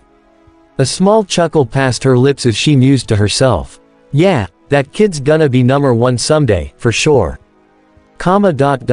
Kyoka Jiro didn't consider herself to be much of an overly emotional person. Sure, she cried sometimes, but that was mostly when she was a kid. Nowadays, she hardly shed a tear over anything. She liked to think she inherited her mother's more subdued demeanor instead of her father's more sensitive tendencies. However, here and now, in this moment, she was actually starting to get a little welled up. She knew this day was coming, the internships were only a week after all. But what Kyoka didn't expect, was just how attached she became to this place and those who called it home. Granted, she didn't cry when Duke, Scarlet and the others left the day before, but still, it was sad to see them go. Before departing, though, Hawk made sure to remind her of something important. "Remember what I said about your work studies, Kyoka. If they offer them to you, you're always welcome back," the general had said with a thumbs up. "We'd be happy to have you as a Joe in training." Recalling that made her smile, and did nothing to halt the emotions she was feeling. Because now came the truly hard part, saying goodbye to the ones who taught her this past week. She stood opposite Tiger Claw, Kamakura, Budo, Quick Kick, Jinx and of course, Snake Eyes near the docks, awaiting the arrival of her way back home. And that didn't take long at all as a ground bridge came bursting into existence, leading Kyoka to let out a sigh. "Well, guess this is it, huh?" "Yeah, guess so," Kenzie said as Jazz came rolling through. "Not gonna lie, it's gonna feel weird not having you around." "It's strange," Tiger Claw mused. "It's only been a week, and yet it feels as if you've just become a natural part of our daily lives." Kamakura rubbed his neck sheepishly. "It'll be weird going back to normal, but I'm sure we'll see ya again." Guys, stop," Kyoka pleaded, a hand going up to her eyes just in case any tears were showing. "I'm trying to hold it together as is." Jinx, however, shook her head and approached the girl, arguing her own case. "Kyoka, it's okay to show your emotions whenever they appear. It isn't healthy to keep everything bottled up." The kunoichi set a hand on Kyoka's shoulder, giving her a bright smile.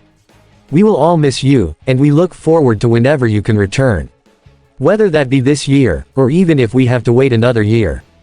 You are always welcome here, Kyoka." Budo supported with a strong nod. "Remember that." By this point, Kyoka was only just barely holding it together, her lips on the verge of quivering while her eyes began welling up. And then Snake Eyes came up to her. Jinx moved aside as her master stood before the punk rocker, only to then pull off the lower part of his mask up so that his mouth was visible. With a smile on his scarred lips, he mouthed the words, "You have been a wonderful student. Thank you for coming here, Kyoka." The most that came out of his mouth were breathy wheezes, but as someone who knew sound better than anyone, Kyoka could still understand him perfectly. And that did it. The tears flowed down her cheeks and she choked out a cry, bowing to him in respect. Thank you, Master." Before long, she began sobbing and Snake Eyes put an arm around her, allowing her to let it all out into his chest. Kenzie and Jinx came in and joined the embrace as well, comforting Kyoka as she cried. Off to the side, though, a sniffle was heard, leading everybody to look at Jazz. His holoform was out and watching everything, seemingly trying to keep it together himself. SNF, that was, beautiful, man. Ha, Jazz, you dork. Kyoka wiped her tears, her voice groggy after crying so much. What? A bot can feel sad, too, ya know. Yeah, I know. Kyoka swallowed hard and she went back to hugging her mentors and her senior, bidding them farewell. Huh, okay, I think I'm good now. Jinx smiled in approval. Good to hear. And Kyoka, one more thing. The kunoichi gave her a wink. Make sure you show them how good you've gotten at those techniques I showed you. They're sure to be amazed. A laugh escaped Kyoka's throat as she bowed once again. Of course, I will. Hopefully I can learn the other ones just as well when I come back. Taking a deep breath, Kyoka began turning away from the group, all while giving one final wave goodbye. Well, I'll see you later. However, before she could even get close to Jazz, the sound of a loud horn caught their attention. Right off the shore of the island, a familiar ferry boat came in, and at its helm was a very familiar someone. Hola, mi amigos. From up top, Shipwreck waved down his fellow Joes, his eyes finding Kyoka quickly. And hey, Chica, I heard you had quite the week. Shipwreck, Kyoka exclaimed. Holy crap, I didn't think I'd see you before I left. Hey, I said I'd be back, didn't I? Taking the ferry to a full stop, Shipwreck exited the helm and walked down to the deck. Like I'd miss out on saying goodbye. Kyoka walked along the dock and approached the boat, smiling up to the man who first brought her here. Hey, well, you were lucky you were on vacation, otherwise you probably would have gotten dragged into that big battle with the cons, too. The sailor waved off the suggestion immediately. Huh, no thank you. Maybe next time, though, when I'm more mentally prepared. Sweetie, is that her? Just then, a new voice piped up from the other side of the boat, and not long after, Kyoka saw someone new walking up to the railing. She was, quite frankly, a gorgeous young woman in her late 20s, her short brunette hair styled to be slightly tousled. She was in casual clothing, namely a rather comfy-looking sundress, all while sporting a fairly even tan. She took off her sunglasses, revealing a pair of stunning blue eyes. Ooh, she's just like you described. Told ya she was a rebel. Shipwreck placed an arm across the woman's shoulders and introduced her to the teen. Kyoka, this is my fiancée, Courtney Krieger. She's also a member of G.I. Joe. Kyoka bowed her head to the woman, greeting her. Oh, hi there. My name's Kyoka Jiro. It's a pleasure to meet you, Miss Krieger. Likewise, but please, Miss Krieger is my mother. Courtney flipped her hair and it started flowing naturally in the breeze. I'd prefer it if you called me by my code name, Covergirl. The earphone jack user blinked in astonishment. I can see how you got that code name. A laugh passed by Covergirl's lips, knowing full well what she meant. Ha ha ha, I appreciate the compliment, but no. That's not the main reason why I'm called Covergirl. With a flick of her wrist, Courtney suddenly summoned a clear dome around Kyoka's body, taking her aback. See, I can create invisible force fields with only my mind. Pretty neat quirk, isn't it? The force field disappeared, leaving Kyoka quite impressed. Whoa, yeah, that is cool. Ahem. Kyo, the perplexed head whipped back to Jazz, who tapped his finger to his wrist despite the lack of watch. We gotta get out of Dodge if you're gonna make it to school. It might be a short day, but Aizawa's expectant, is to still get ya there. Oh, shoot, you're right, sorry. Kyoka spun back around and bowed to the couple once more. Well, I wish I could stick around and get to know you more, Covergirl, but I've gotta get back on the double. Covergirl sent her an assuring wave. Oh, it's fine, go on ahead. I'm sure this won't be the last we see of each other, anyways. Best of luck back at school, Chica. Shipwreck saluted. And remember, knowing is. Yeah, half the battle, I get it. Kyoka quickly dashed over to Jazz, waving to the Joes as she did. Can't wait to see you guys again. And thanks for everything. Everyone shouted their own parting words to her as she and Jazz drove through the ground bridge, and when they emerged on the other side, the girl couldn't help but let out a breath she didn't know she'd been holding back. Jazz's holoform reached out and put a hand to her shoulder. Hey, you doing alright, Kyo? Kyoka gave a chuckle, slowly nodding her head. Yeah, I'll be okay. I'm sure that won't be the last we see of him, so all I can do is look forward to when we do see him again, right? Hey, now that's the spirit. Now come on, the gang's waiting outside for us. Once the duo made it outside, they were greeted by the sight of nearly every Autobot and their friends from both 1A and 1B, the whole team mingling with one another before things got started. Kyoka had been told about what they'd be doing before classes started the day before, but she wasn't sure if everyone had been filled in. After all, Ochako, Tenya, Abara and Itsuka hadn't been there for the big mission, so they probably wouldn't know. Speaking of those four, they were the ones who caught her eye first, having grouped up together with RC, Strongarm, Flare-Up and Surshock. They were also with Highwire and Grinder, as well as Setsuna and Tetsu, which wasn't surprising. Ah, Jiro. Tenya addressed her first as she came out with Jazz. Good to see you again. Yo, Prez. The punk rocker nudged her chin to him. How are your arms doing?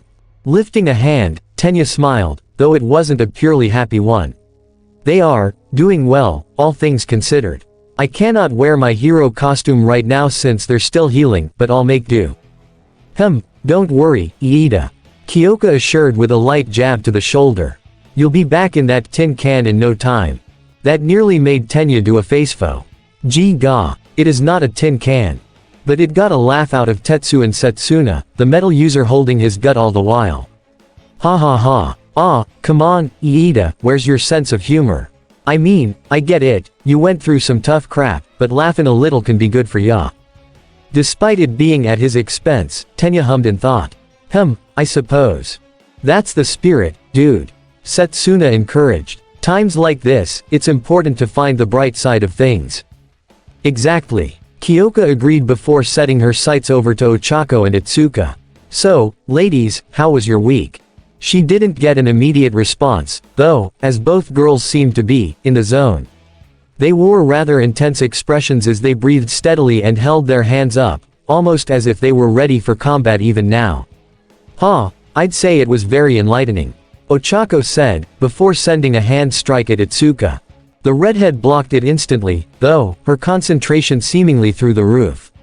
Indeed, incredibly so. Before long, both girls were throwing very precise hits at one another, all while everyone watched in stunned silence.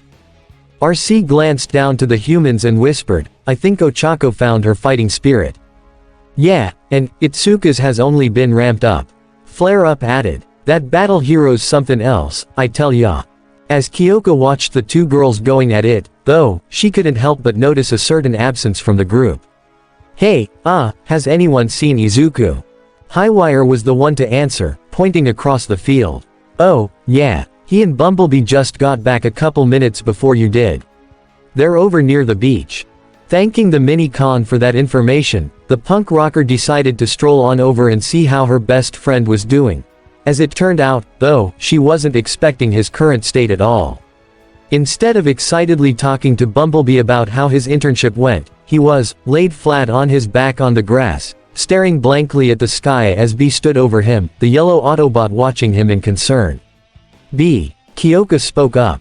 ZRKT, we lost, I am, Jim. Bumblebee solemnly put a hand on his chest. Oh, please. Kyoka rolled her eyes. You're being dramatic, still, what the heck happened to him? The yellow Autobot Winston waved the question off.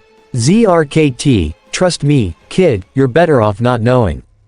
But that only made Kyoka narrow her eyes in suspicion, which led her to start seeking answers from the horse's mouth.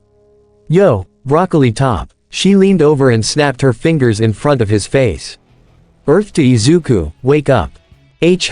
It didn't take much to break Izuku out of his trance, but when he immediately noted two things. 1. He was back at base. And 2. Kyoka was standing over him with a glare that seemed curious. Oh, hey, Kyoka, he said as he sat up and smiled at her. Sorry, I don't know what came over me. Funny, that's actually kinda what I'm wondering myself. Kyoka folded her arms over her chest, raising a single brow to him. You seemed out of it, as if you were in your own mind for a while. Something the matter? Izuku vehemently shook his head. No, everything's fine, really. It's just, he had to think of an excuse and fast. I cannot let her know that Mirko kissed me on the cheek, it'd be a disaster. Thankfully, Izuku's mind worked fast and without even a single mumble, he came up with his reasoning. I was just thinking about how the upcoming dinner's gonna go, that's all. Dinner. What are you? Crack like glass shattering in her mind, Kyoka suddenly remembered something very important that'd be happening this week. Naturally, she screamed her head off in fear. Gah, the dinner. How the hell could I forget about that? Oh god, this is it. The end. I am so freaking dead, I'm gonna. Shooting up from the ground, Izuku grabbed hold of Kyoka's shoulders with a firm pat, breaking her rambling streak. Kyoka, calm down. Deep breaths, okay. Doing as he said, Kyoka took in a shaky breath, though that did nothing to stop her nervous jitters. Listen, I know that this is normally the kind of situation where we die of embarrassment, but remember, my mom will be there, too, so we're gonna be in a controlled environment. You told your mom and dad about that, right? Kyoka gave a wobbly nod. Yeah, they know. Great. Then there should be no problem. Izuku gave thumbs up. Between your mom and my mom, the chances of your dad embarrassing you drastically go down. I hope so. Kyoka ran a hand through her hair. Just so long as I keep the family photo album well hidden. All the same, she couldn't help but smile back to her best friend. Gotta say, though, you're a lot calmer than I expected you'd be about this. But then, her brow furrowed in confusion again. But wait, why were you spacing out on the ground about it? Oh, I was just planning out my own strategy. Izuku reasoned, tapping the side of his head.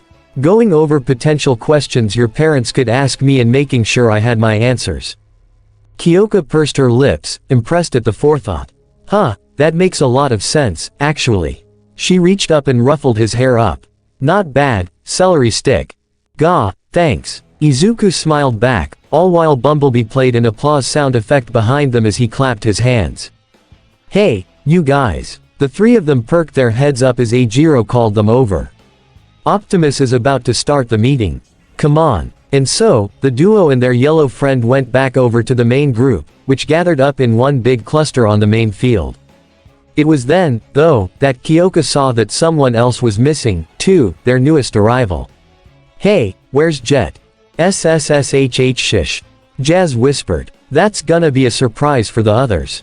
Understanding completely, Kyoka made a zipping motion over her lips, giving a wink to Jazz before Prime emerged from the base. Behind the Autobot leader was Red Alert, Roller and the Minicon Council, all of them standing perfectly at attention. Greetings, everyone. Optimus began, holding his hands up to the crowd to get them to settle. Allow me to welcome you all back from what I'm certain was quite an eventful week for you all. As you no doubt know, much has happened these past 7 days, events which we were certainly not prepared for. However, we have all persevered, and are all here in one piece, despite certain members of our team being somewhat injured. He eyed Tenya in particular, who lowered his head guiltily. I'm sure you no doubt have heard about what transpired in Hosu. How could we not? Itsuka spoke up, her gaze and several others moving toward Tenya and Izuku. The two of you were pretty lucky that Mirko was there, otherwise. Actually, about that, Izuku rubbed his neck, stepping forward with Tenya to clarify the story. The news might be exaggerating a few things just a bit. Tenya was silent for a moment before adding further, the truth is, we fought the hero killer with Mirko. Those already in the know weren't surprised in the least, but for Itsuka, Ochako and Ibara, they were left stunned by the revelation. Hold on. The gravity user shouted. You did what? Just then, another voice chimed in from inside the base, signaling the arrival of a certain half-cold half-hot user. He said we fought the hero killer. Shoto repeated as he stepped out into the light. And we won. By that point, Ochako and the other girls were completely gobsmacked. Todoroki. What the frag is going on? Yeah, that's a long story. Nevertheless, Shoto recounted what had happened that night, with himself, Tenya and Izuku describing the fight in full detail, right up to the point where Bumblebee came in and finished off the hero killer for them. So, yeah, that's how myself and Mirko found out about the Transformers that night. Shoto concluded. Ibara deadpanned and facepalmed at the story. Of course, because apparently this is just going to be the worst kept secret on Earth. Sorry, ZRKT, this one's on me. Bumblebee apologized. No one is blaming you, Bumblebee. Optimus assured, placing a hand on his scout's shoulder.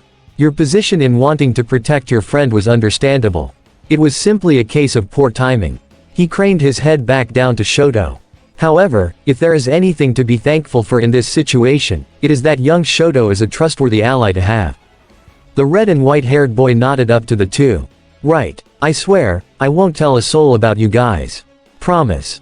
Well, that's reassuring, Mina exclaimed. But I know there's way more on the docket list that needs to get caught up on, right? Prime turned back to the group, affirming Mina's words. Indeed, with the unanticipated arrival of Skybite to the planet, one of Megatron's top strategists, we were certain that engaging in battle with the Decepticons would become much more difficult. However, in reality, Skybite coming here has proven to be quite the unexpected boon. He craned his head down to his minicon partner. Roller, if you would care to take the floor. I'd be happy to, my friend. Roller stepped forward, standing with his fellow minicons as the street action minicon team took their place with him. As it happens, Skybite actually uncovered some minicons. And while we weren't able to save both of them, we did retrieve a key one. He waved an arm up to Red Alert, who ejected said minicon from his back. Landing on the ground was a small crane truck, which transformed into its robot mode within moments. Red wasted no time introducing the small bot. Everyone, allow me to introduce my partner minicon, Longarm. Hey, everybody. Longarm waved to Ochako and the others cheerily. I know I met most of you the day before, but it's still a pleasure to meet all of you. Ah, he's so polite. Ochako cooed. And cute. Abara and Itsuka both bowed to the gray and blue minicon. It's very nice to meet you, as well, Longarm, the Vine user reciprocated. And we're very happy that you didn't wind up in the Decepticons' clutches. Hey, don't I know it? Longarm chortled. Definitely wouldn't want to tag along with those scraffies, that's for sure. However, he wore a scowl briefly when he recalled what happened yesterday. Still, as of yesterday, the Decepticons now have 3 more of our number, and it's rather unsettling. Especially since it's the Destruction Minicon team. At that moment, Itsuka remembered the call they'd received yesterday. Oh yeah, how did that battle go? We were worried when we didn't get a call back last night. At least, not for a while. Yes, my apologies for the delay. Optimus bowed his head regretfully. However, there was significant amount of events that happened during that battle that we had to take stock of after the fact. However, I am pleased to report that the battle with the Decepticons was a great success. Instantly, cheers erupted from all across the field, Autobots and humans applauding their victory. Yes, a cause for celebration indeed. While the Decepticons do have 3 more minicons, we were able to secure the Energon they so coveted, as well as apprehended a handful of their Energon miners thanks to Edgeshot. And we owe much of the success in that battle to our new allies in GI. Joe. Kyoka turned to the absentees of the battle and sent them a wink. You guys'll like them when you meet him. Trust me. Okay, so what is GI? Joe, then, Abara inquired. A specialized global mission force, the Perplet explained. A secret subdivision of the military that handles threats that normally go unseen. They're great. I interned with one of their top members this week. Whoa, is that who Snake Eyes is? Ochako exclaimed. Giving a thumbs up, Kyoka confirmed it. Yep, and he is badass. She gave a side eye up toward Optimus. But, they're not the only ones who we owe a lot to, right, Prime? Optimus chuckled, knowing that now was the right time. Indeed, and I believe I hear him approaching right now. He directed his optics out toward the ocean, prompting everyone to do the same. Many wore eager smiles while Ochako, Itsuka, Abara and Tenya were left confused again, but the 4 of them went wide-eyed when they saw a large, while in red jet approaching the base from out over the sea. AHW what the heck? Itsuka hollered. The base's location has been compromised. Tenya shouted as well. But Izuku waved their panic away, wearing a small smirk. Guys, relax.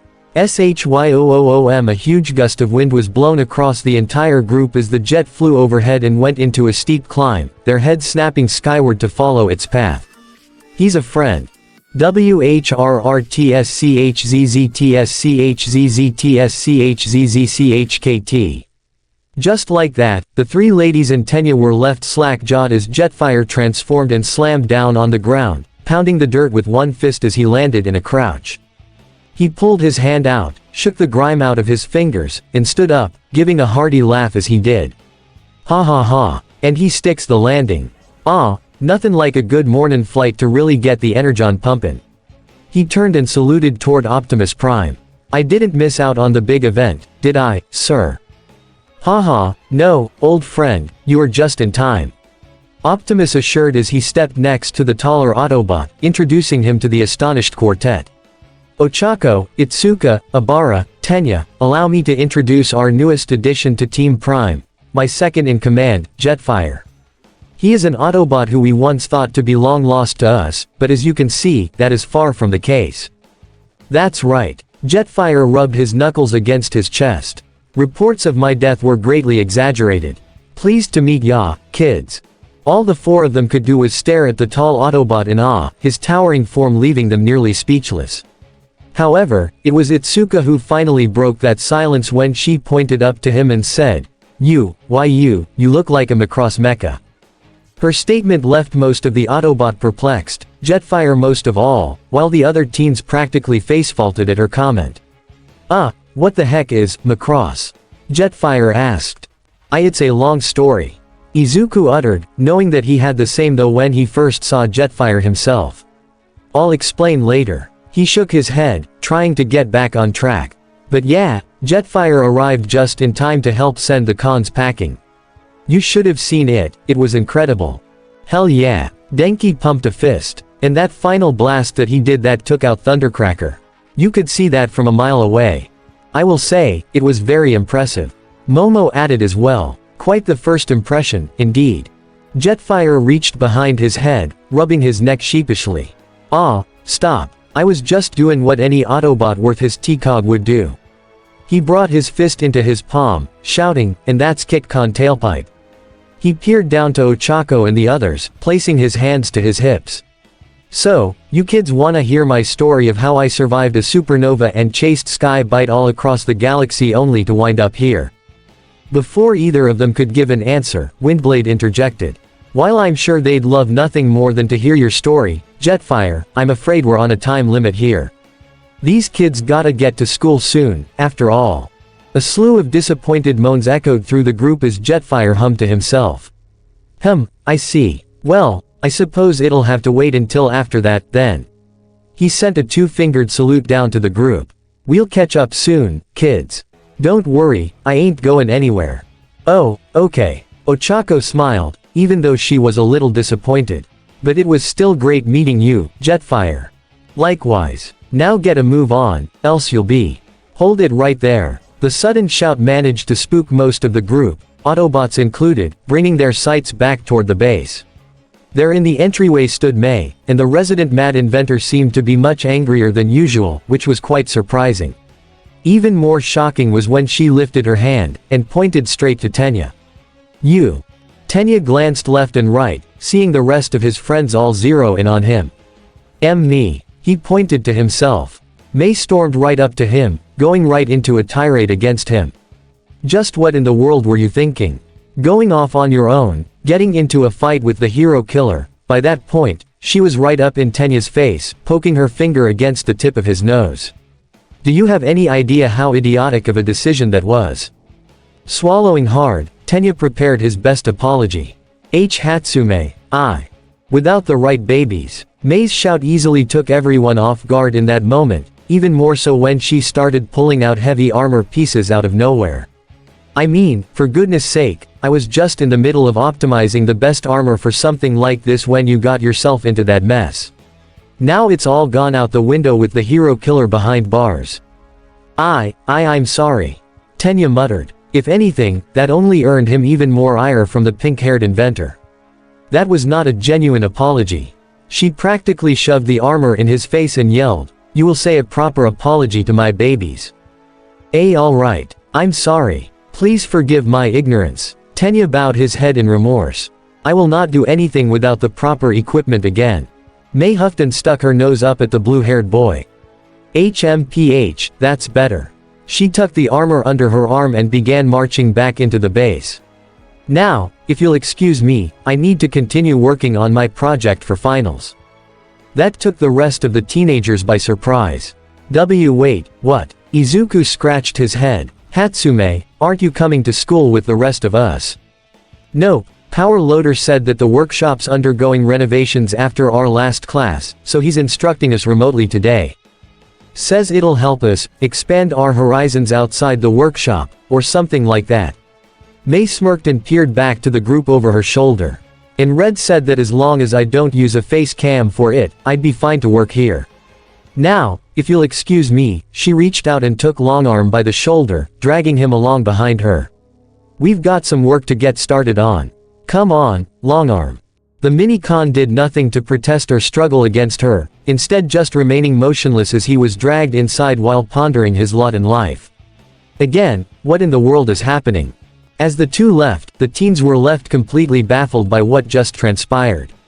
Was she worried about you, dude? Jiro asked, raising a brow to Tenya. I think. However, even Tenya himself had no idea what to make of this. I'm aware that Hatsume's way of expressing emotion is unique, but... Right then and there, though, Jetfire actually knelt down next to the spectacled class president and gave some advice. Kid, as someone who's been with countless femmes over the eons, I can safely say this, you messed up. The Jet Autobot's words made Tenya gobsmacked. Big time. Yeah, even I coulda told ya that. Kyoka added, followed by several nods from the rest of the ladies. Tenya had no idea how to take this. It was too much for his brain. He fell flat on his back, staring straight up at the sky above. Can we please go to school now? Thankfully, Tenya didn't have to ask twice. One ground bridge later and the teens were at UA, with of course the Autobots waiting outside in the parking lot for their charges to finish school. In a way, it was strange to go walking into school again, but at the same time, it also felt like getting back to a sense of familiarity. After the two groups broke off toward their respective classes, the 1A students walked into their homeroom and were immediately met with most of their classmates. Tsuyu, Shiro, Sato, Ojiro, Shoji, Koda, Tokiyami and Hagakure were all present and accounted for, and right off the bat, everyone began talking about their respective internships, with some exceptions. Kyoka, how'd your internship go? Toru asked, the invisible girl leaning forward intently. I bet it was super cool, right? Peeking an eye open, Kyoka sent her a smirk. It was, but I'm contractually obligated to not say a word about it to anyone, so sorry. What? No fair. However, there were also two certain students who hadn't arrived yet, though it didn't take long for the first one to arrive. Walking in through the door a few minutes later came Katsuki Bakugo, and it was a sight that no one would forget for a long time. His hair was done up in such a neat and tidy way that no one could believe it. And the fact that he seemed to be seething with rage all the while only made it better. Ha ha ha ha. Holy crap. Both Jiro and Shiro laughed uncontrollably. What the heck, Bakugo? His fingers clenching and shaking in fury, the explosion user fought to keep his cool. Stop laughing, he grumbled. My hair's gotten used to this and I can't get it back the right way. Still, that didn't stop Shiro, Jiro or Kyoka from laughing their heads off. Did you not hear me? I'll kill all of you. Ha ha ha, I'd like to see ya try, pretty boy. Shiro teased. What did you call me? One roar later and Katsuki's hair exploded back into its usual spiky shape, which only made the boys laugh harder. There it goes. Ha ha ha. As Bakugo raged at the two boys, across the room, a much calmer conversation was being had, by comparison, at least. Whoa, you actually fought villains. Mina exclaimed as she and Kyoka were gathered at Tsuyu's desk, both of them heavily invested in what the frog user said. That's so awesome, I'm super jealous. In her head, Kyoka commended her pink friend. Nice acting, Mina. Way to make it seem like nothing eventful happened on our internships. Well, to be perfectly honest, nothing really big happened outside of that. Tsuyu admitted, placing a finger on her chin as she usually did. I spent basically the whole time training and cleaning the ship deck. The one day where we stopped a bunch of drug smugglers was the only eventful thing that happened. Okay, but that's still super cool. Mina reiterated. Kyoka, however, couldn't help but notice something as Sue spoke. The frog girl's eyes seemed to glance off to the side, as if she were avoiding their gaze. Her features also seemed, somewhat nervous. That's odd. She pondered. Sue's usually pretty straightforward. Is she hiding something? Unfortunately, she didn't have time to think on that for very long when suddenly wham, the door to the classroom opened rather forcefully, followed by a rather distinct and very angry scream. S02. All at once, Shoto's stomach jumped up into his throat. Usually, only his father angrily shouted at him like that, but this was even worse. His eyes slowly made their way toward the door, and there stood Kada with a wrathful expression upon her features, her pointed teeth clenched in ire. "Oh no," he whispered. "What the freaking hell?" Kada stormed forward, her steps practically shaking the floor before she reached Shoto and took a hold of him by the collar of his shirt. "Do you have any freaking idea how worried I was when I heard about what happened? And you didn't even have the common courtesy to text me back." Kada, wait, hold on, I didn't receive any." Shoto reached into his pocket and pulled out his phone, only to be proven very, very wrong. 21 missed messages. All of them from the same person, the young woman who was about to throttle him. Oh, what, do you only check your phone when other dumbasses send you distress signals? Kada's eyes found Izuku and Tenya, spooking them with a stern glare. "And don't think I haven't forgotten about you too. Just what in the world were you all thinking? Fighting the freaking hero killer. You're lucky as hell that Mirko was there to kick his ass for you, and yet you all still got hurt." Izuku and Tenya both swallowed hard, but lowered their heads in shame. "Why, you're very much correct, Kiryu," the class president asserted. "It was a foolish decision. One that I have thoroughly learned my lesson on." He pulled up his sleeves, revealing the bandages that were still around his arms. "The hard way." Seeing that, Kada let out a sigh and released Shoto from her grip, rubbing her head to try and calm down. "I can see that. Still, I'm not exactly impressed." Her sights zeroed in on Midoriya specifically. "But I guess that distress signal was the smartest choice in that situation. Sorry for that dumbass remark, Midoriya." It's alright," Izuku assured. "If anything, I'm just glad my mentor was finally able to put Stain away for good, haha." However, that's when every single set of eyes in the room went to him intently. Even Bakugo was staring at him in angry astonishment. Was it something Mirko was your mentor?" A huge echo rang through the room, with almost half the class practically bombarding Izuku with questions. "Dude, you are so freaking lucky," Shiro said while still trapped in Bakugo's grasp. "What was she like? Does she jump as high as the news says?" Sue piped up. Even Kada was in on the questions, her anger almost completely forgotten about. "Okay, seriously, if I hadn't already had the best internship ever, I'd be super jealous. Midoriya, you've gotta fill us in." Izuku was about to do so, but then an unexpected voice popped up. "Deku." The brunette's eyes snapped right over to Bakugo, who had Shiro and Jiro slung under each arm for their teasing. "I'll only ask this once, how much ass did she kick?" The question wasn't completely unanticipated from the explosive blonde, but nonetheless, Izuku answered it with a confident smile. "All of it. She kicked all of it. MHA. I knew it." Katsuki unceremoniously dropped the two boys and balled his hands into fists. "Once I become a pro, she's the first hero I'm going after. We'll see who can kick more villain ass and compete for the top spot." "Good God, is violence really all you think about?" Baku breath. Kada deadpanned. Shut it, scale belly." Bakugo refuted. "I bet your stupid internship was just as boring as the rest of them." If anything, though, Kada wore a proud smile. "Actually, it was pretty eventful. I helped evacuate some civilians from a hostage situation while Yukio handled the rest." That caught everyone's attention very quick, while Katsuki was left to fume. "Whoa, so you saw some action, too, Kada." Denki gave a thumbs up. "Sweet. So, did she also teach you how to get a handle on your Dino transformations?" His question left Kada wincing a bit, giving a so-so hand gesture. A little. She's been teaching me how, but it's still a work in progress. There's a lot of meditating involved, I can say that much." The gray-skinned girl reached up and put a hand over her chest. She said that in order to unleash the beast within, I must tame both it and myself without. Only then can I truly say, I am transformed, or something like that. Sounds kinda spiritual. Sato mused. Kinda, yeah. Kada nodded, only to turn back to Izuku. "But back on the topic of Mirko, I'll bet she taught you some awesome stuff, Huh, Midoriya. Izuku chuckled and rubbed his neck sheepishly. Hee hee, yeah, actually. She helped give me lots of pointers on things. Just what I'd expect from such a prolific butt kicker like her. Toru cheered, the invisible girl pumping her fist into the air. I'm so jealous, Midoriya, you don't even know.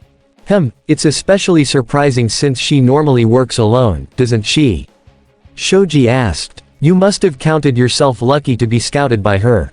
Trying to hide his blush, Izuku craned his head toward the nearest window.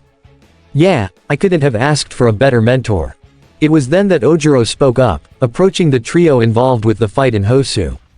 Hey, by the way, did you guys hear the news about the hero killer?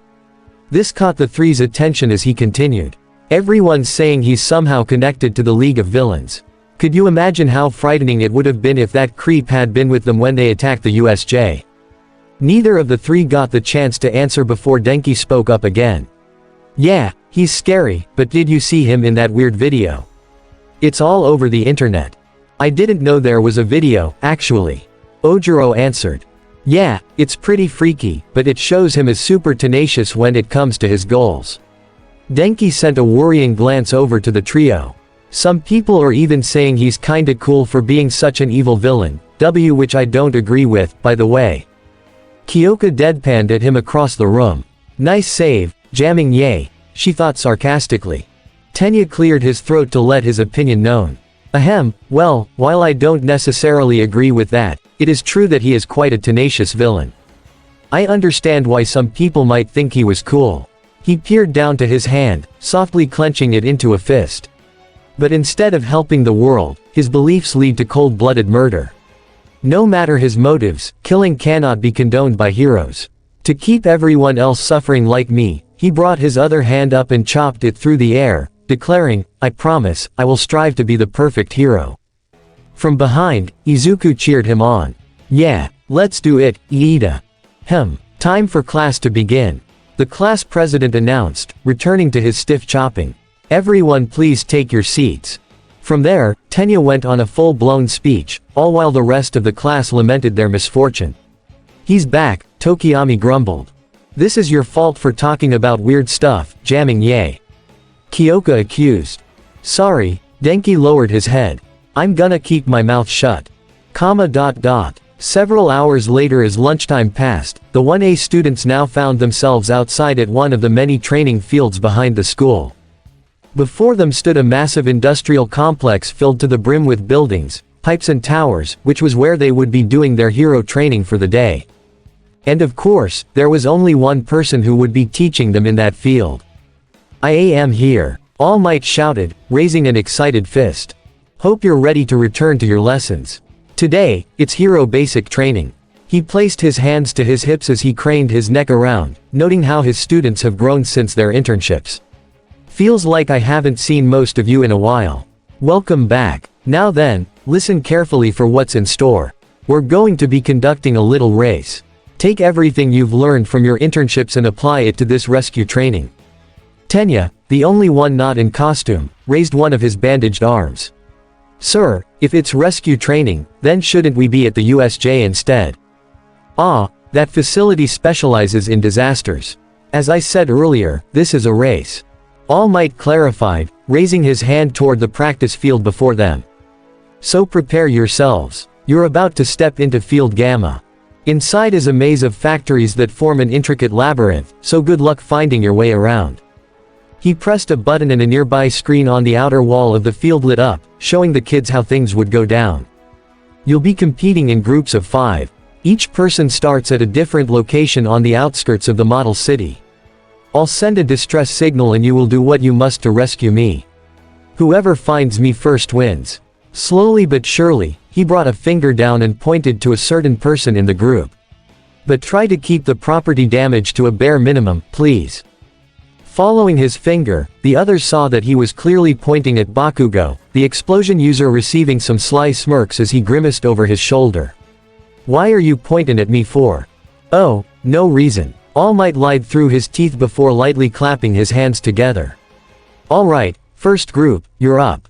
As it turned out, that first group would consist of Tenya, Shiro, Mina, Kada, and Midoriya. The 5 of them took to their respective places on the map and waited for All Might's signal, while the others remained in a stationary position inside the model city.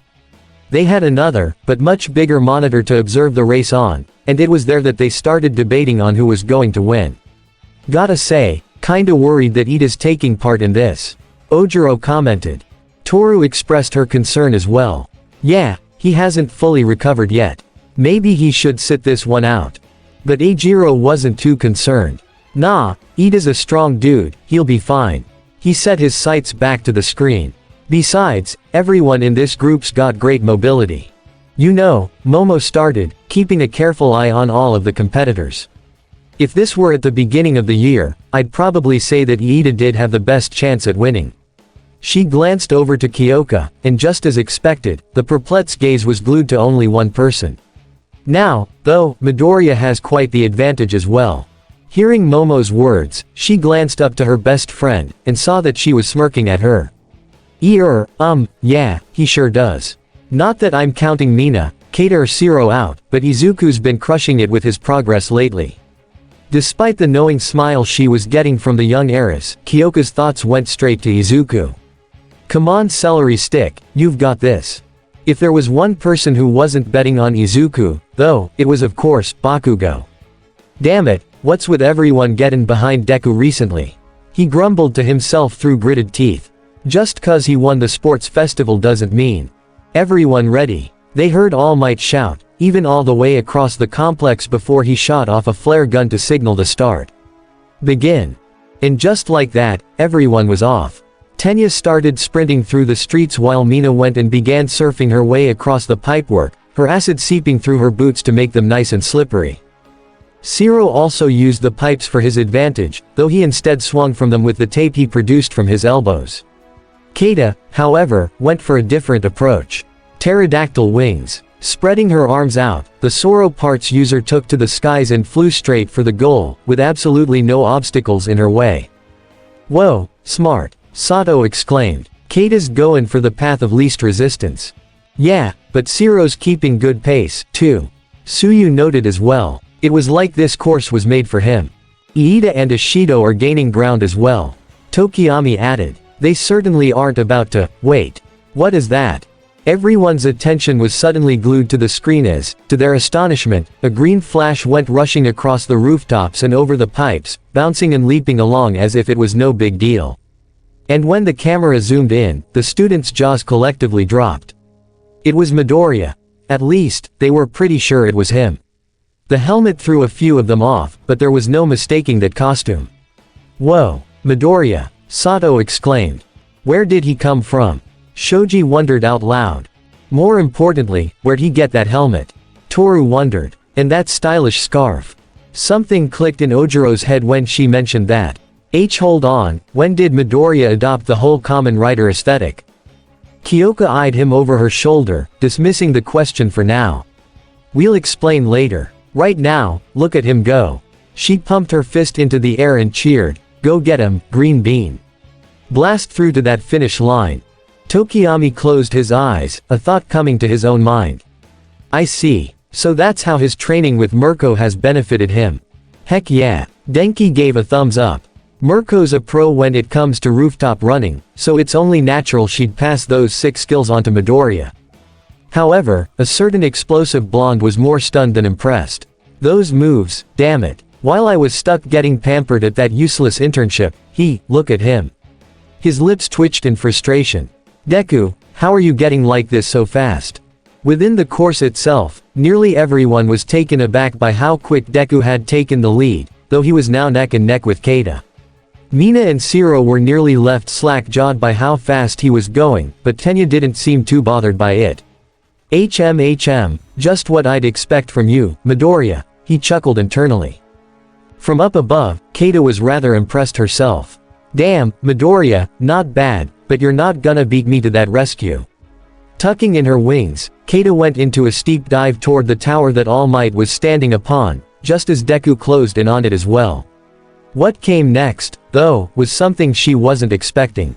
With a mighty leap, Izuku clapped his hands together toward the ground, creating a concussive force that sent him blasting up toward the tower. What the? Before any of them knew it, a loud whistle blew, signaling the end of the contest. "We have our winner," All Might announced after Izuku grabbed the guard railing and flipped up onto the roof, mere seconds before Kada made her landing. It was a close call, but the winner is young Midoriya. Holy crap. Kada whipped her head toward Izuku. "Dude, Midoriya, that was Amazi, ah." She gasped when he turned to her, revealing his rather jarring, insect-like helmet with big, red eyes, which seemed to have his regular face guard incorporated into it. Whoa, her eye also caught the bright red scarf as well, leading her to tilt her head at him. Midoriya, since when are you a common rider? Gah. Deku fell straight to the floor after she mentioned that, removing his helmet as he sighed. "I swear, I might as well just throw the pretense away and change my hero name to Kamen Rider Deku, or something." That got a laugh out of All Might, who approached the boy right as Tenya, Mina and Shiro arrived. "Ha ha ha. Well, that's not out of the question, but I'd suggest you think long and hard about a decision like that. After all, your hero name is what people are going to call you forever once you're a pro." But for now, he brought out a large, red and white sash with golden kanji on it that said, "Winner." "Thanks, hero. And congratulations." Izuku immediately stood up and accepted the sash graciously. Thank you, sir." Young Midoriya may have come in first. All Might's gaze went out to the other 4 students, but compared to the start of the year, you all have showed me some incredible improvements. Keep working hard and preparing for your upcoming finals. "Yes sir," the group echoed. Group the first of may leave the field. "You're up, Group 2. Just as Izuku was leaving, though, All Might placed a hand on his shoulder and whispered, pissed. "Tell the others to me back at base after school. We have much to talk about your internships." Izuku was taken aback, but gave his mentor an affirming nod, continuing on his way. "Man, successful internships, improving on using one for all by the day, and dinner with my best friend's parents tomorrow." His smile widened joyously. "All in all, I'd say things are looking pretty good. It'd take a lot to ruin this, that's for sure." Unbeknownst to Izuku, something rather unsettling was happening on the other side of the world. In the middle of nowhere in the American Midwest, there was an old military complex that seemed altogether abandoned, and this was where a certain pair of stranded Decepticons had arrived. They had been wandering the continent for days after their encounter with the Autobots and the humans who left them to rot on the spark-forsaken world, and now, they were working on getting their way back to where they once were. They had even recently heard of a tip going around that the complex they were at had some very powerful weapons still stored within, and that was exactly what they needed to get back on their feet. One of the heavy garage doors to the main building was lifted up by a large, green and magenta Decepticon, his snarl evident as he addressed his fellow Conbot. "I'm tellin' ya, kid, this all smells fishy to me." Skullcruncher growled as his protege rolled in. "I doubt even humans, dumb enough to leave a bunch of weapons just layin' around in abandoned warehouses." Through the entryway came a large, sand-colored and heavily armored H1 Humvee, complete with a gun emplacement on top of its roof. Once it was inside, the Humvee pulled to a stop and, WHRRTSCHZZTSCHZZTSCHZZCKT, it transformed. The entire front end of the vehicle rotated toward the top, with the roof collapsing in to make room for it. Then its whole rear section split in half, extended down and then flipped to form a pair of large legs. Finally, the door panels shifted out, revealing themselves to be attached to the forearms of the bot beneath the disguise. Swindle's head then shifted up out of his torso, revealing his conniving smirk. Scully, relax," he assured. "You're really gonna look at our biggest break since we got here and not take it?" "I'm just sayin', kid, this smells like a trap." Skullcruncher pressed, scanning his optics around the place while sniffing around. "Literally." Swindle chuckled and proceeded forward. Hee, okay, so what if it is a trap? You seriously think a bunch of humans would be able to get one over on us? Click, huh. Peering down, Swindle quickly caught sight of what he'd stepped on, a floor panel that sunk down under his foot. He quickly removed it, but the damage had been done. All around them, several, powerful-looking gun emplacements began to shift into place and take aim, their laser sights focusing in on the 2 of them. "Oh. That's her reaction. Skullcruncher knocked his elbow against his protege's back. What did I tell ya, kid? Always trust a Predacon's nose, and now we've got company. From out of the shadows all around them, several operatives in all black bodysuits and masks came, wielding their own weapons that they kept concentrated on the two of them. Play it cool, the Croctobot advised, raising his hands above his head. With a light scoff, Swindle copied his mentor's movements. Gah, Scrap. Not long after, someone else appeared from the darkness who was wearing a similar bodysuit as the others, however, his visage was mask-free.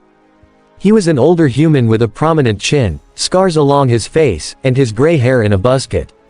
His expression seemed to be in a permanent scowl, even as he smiled in victory with his hands behind his back.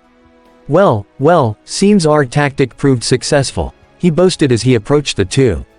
Leak some fake information about powerful weapons, and we get not one, but two Transformers in our midst. Swindle and Skullcruncher shared a confused glance before the former asked, I'm sorry, but did you just call us, Transformers? That is what you are, isn't it? The man questioned, holding his head up with confidence. Given that you can change your shape at will. I mean, technically true. Swindle conceded with a shrug. But the more appropriate term would be, Cybertronians, as we're from the planet Cybertron. This managed to get the man's attention. Cybertron, so there are even more out there. Hundreds. Millions, actually. Swindle corrected. But please, before you possibly shoot us within half an inch of our lives, could I possibly know the identity of our captor? I am known as Silas. The older man answered. And we, are mech. Our mission is to acquire the most advanced technology possible in order to change the world. He brought a hand out and clenched it into a fist. We will then use that tech to change this quirk-obsessed world, into one focused instead on scientific advancements, as it should be. Swindle's eyes widened in understanding. Ah, a group after my own spark. Well, Silas, my name is Swindle. And as you can probably guess, with a subtle flick of his wrist, the Conbot brought out a small device with a large, red button on it. I have my own methods of deception close at hand. He pressed the central button and a powerful wave of energy went out in all directions, causing all of the gun emplacements to short-circuit and go down. The mech agents and Silas were astonished to say the least. What? One agent tried firing his laser rifle, but it didn't work. Sir. Our weapons have been deactivated. Ha ha ha. Indeed, Swindle announced. That, my good people, was a low-level EMP. Affects pretty much everything that's non-Cybertronian within an Earth mile. Now, he craned his head up toward his old mentor. Scully, would you like the honors? With pleasure. The Croctobot slammed his fist into his palm and shouted. Beast mode. *WHRRTSCHZZTSCHZZTSCHZZCHKT*. Before the mech agents now was an absolutely gigantic metal crocodile, its maw wide as it roared at them. GRRAAAAAUUUGH. You're going down. Skullcruncher charged forth and started thrashing about, using every part of his body to hit the agents away. He slapped them away with his tail, tossed several away using his jaws and even kicked some with his large legs. Before long, he came upon Silas, and while the leader of mech attempted to dive out of the way, the tip of Skullcruncher's tail caught him, slamming him straight into the wall back first. Silas fought to catch his breath, but he didn't even get the time to stand as Swindle pressed his hand onto his chest, effectively pinning him. Here's a tip, my good man, never underestimate a Decepticon. Hawk, I'll keep that in mind next time. Silas coughed. I suppose you'll take this opportunity to kill us. Now, let's not be hasty. Swindle shook his head. Silas, you have left me quite impressed, and your goals line up well with my own. I seek only the finest weaponry in the cosmos, and I think that we can help one another. You want a transformer? Well, I can get you several. In exchange, bringing up his other hand, Swindle projected an image of 5 children all seemingly running away from something, leaving Silas curious. There were other bots in the background, but the picture was very much focused on the 5 teens. There was a boy with scruffy, green hair, a rather serious girl with purple hair and jacks on her earlobes, a bubbly girl with pink cheeks and brown hair, a red-headed girl who seemed fairly strong, and a young woman with black hair pulled into a ponytail. What is this? Silas inquired. These 5 brats are the reason why I'm stranded here on this planet and why, not only my ship, but all of my produced was destroyed. Swindle said through gritted metal teeth. However, I have a plan to get back at these 5 and the Autobots who they aided. The Autobots are yours for the vivisecting, the children's suffering will be more than enough for me. He gave Silas a smirk and deactivated the hologram, letting the human go as he extended his hand. So, do we have a deal? Silas peered down at the hand, slightly uncertain about the plan until he thought it over in his head. In reality, it was probably the best option they had at the moment. He locked his gaze with Swindle's, and accepted the handshake. Deal. And it's the end of Season 2 Part 33 of this What If. I hope you guys like it. Don't forget to subscribe, leave a comment down below and subscribe to the channel.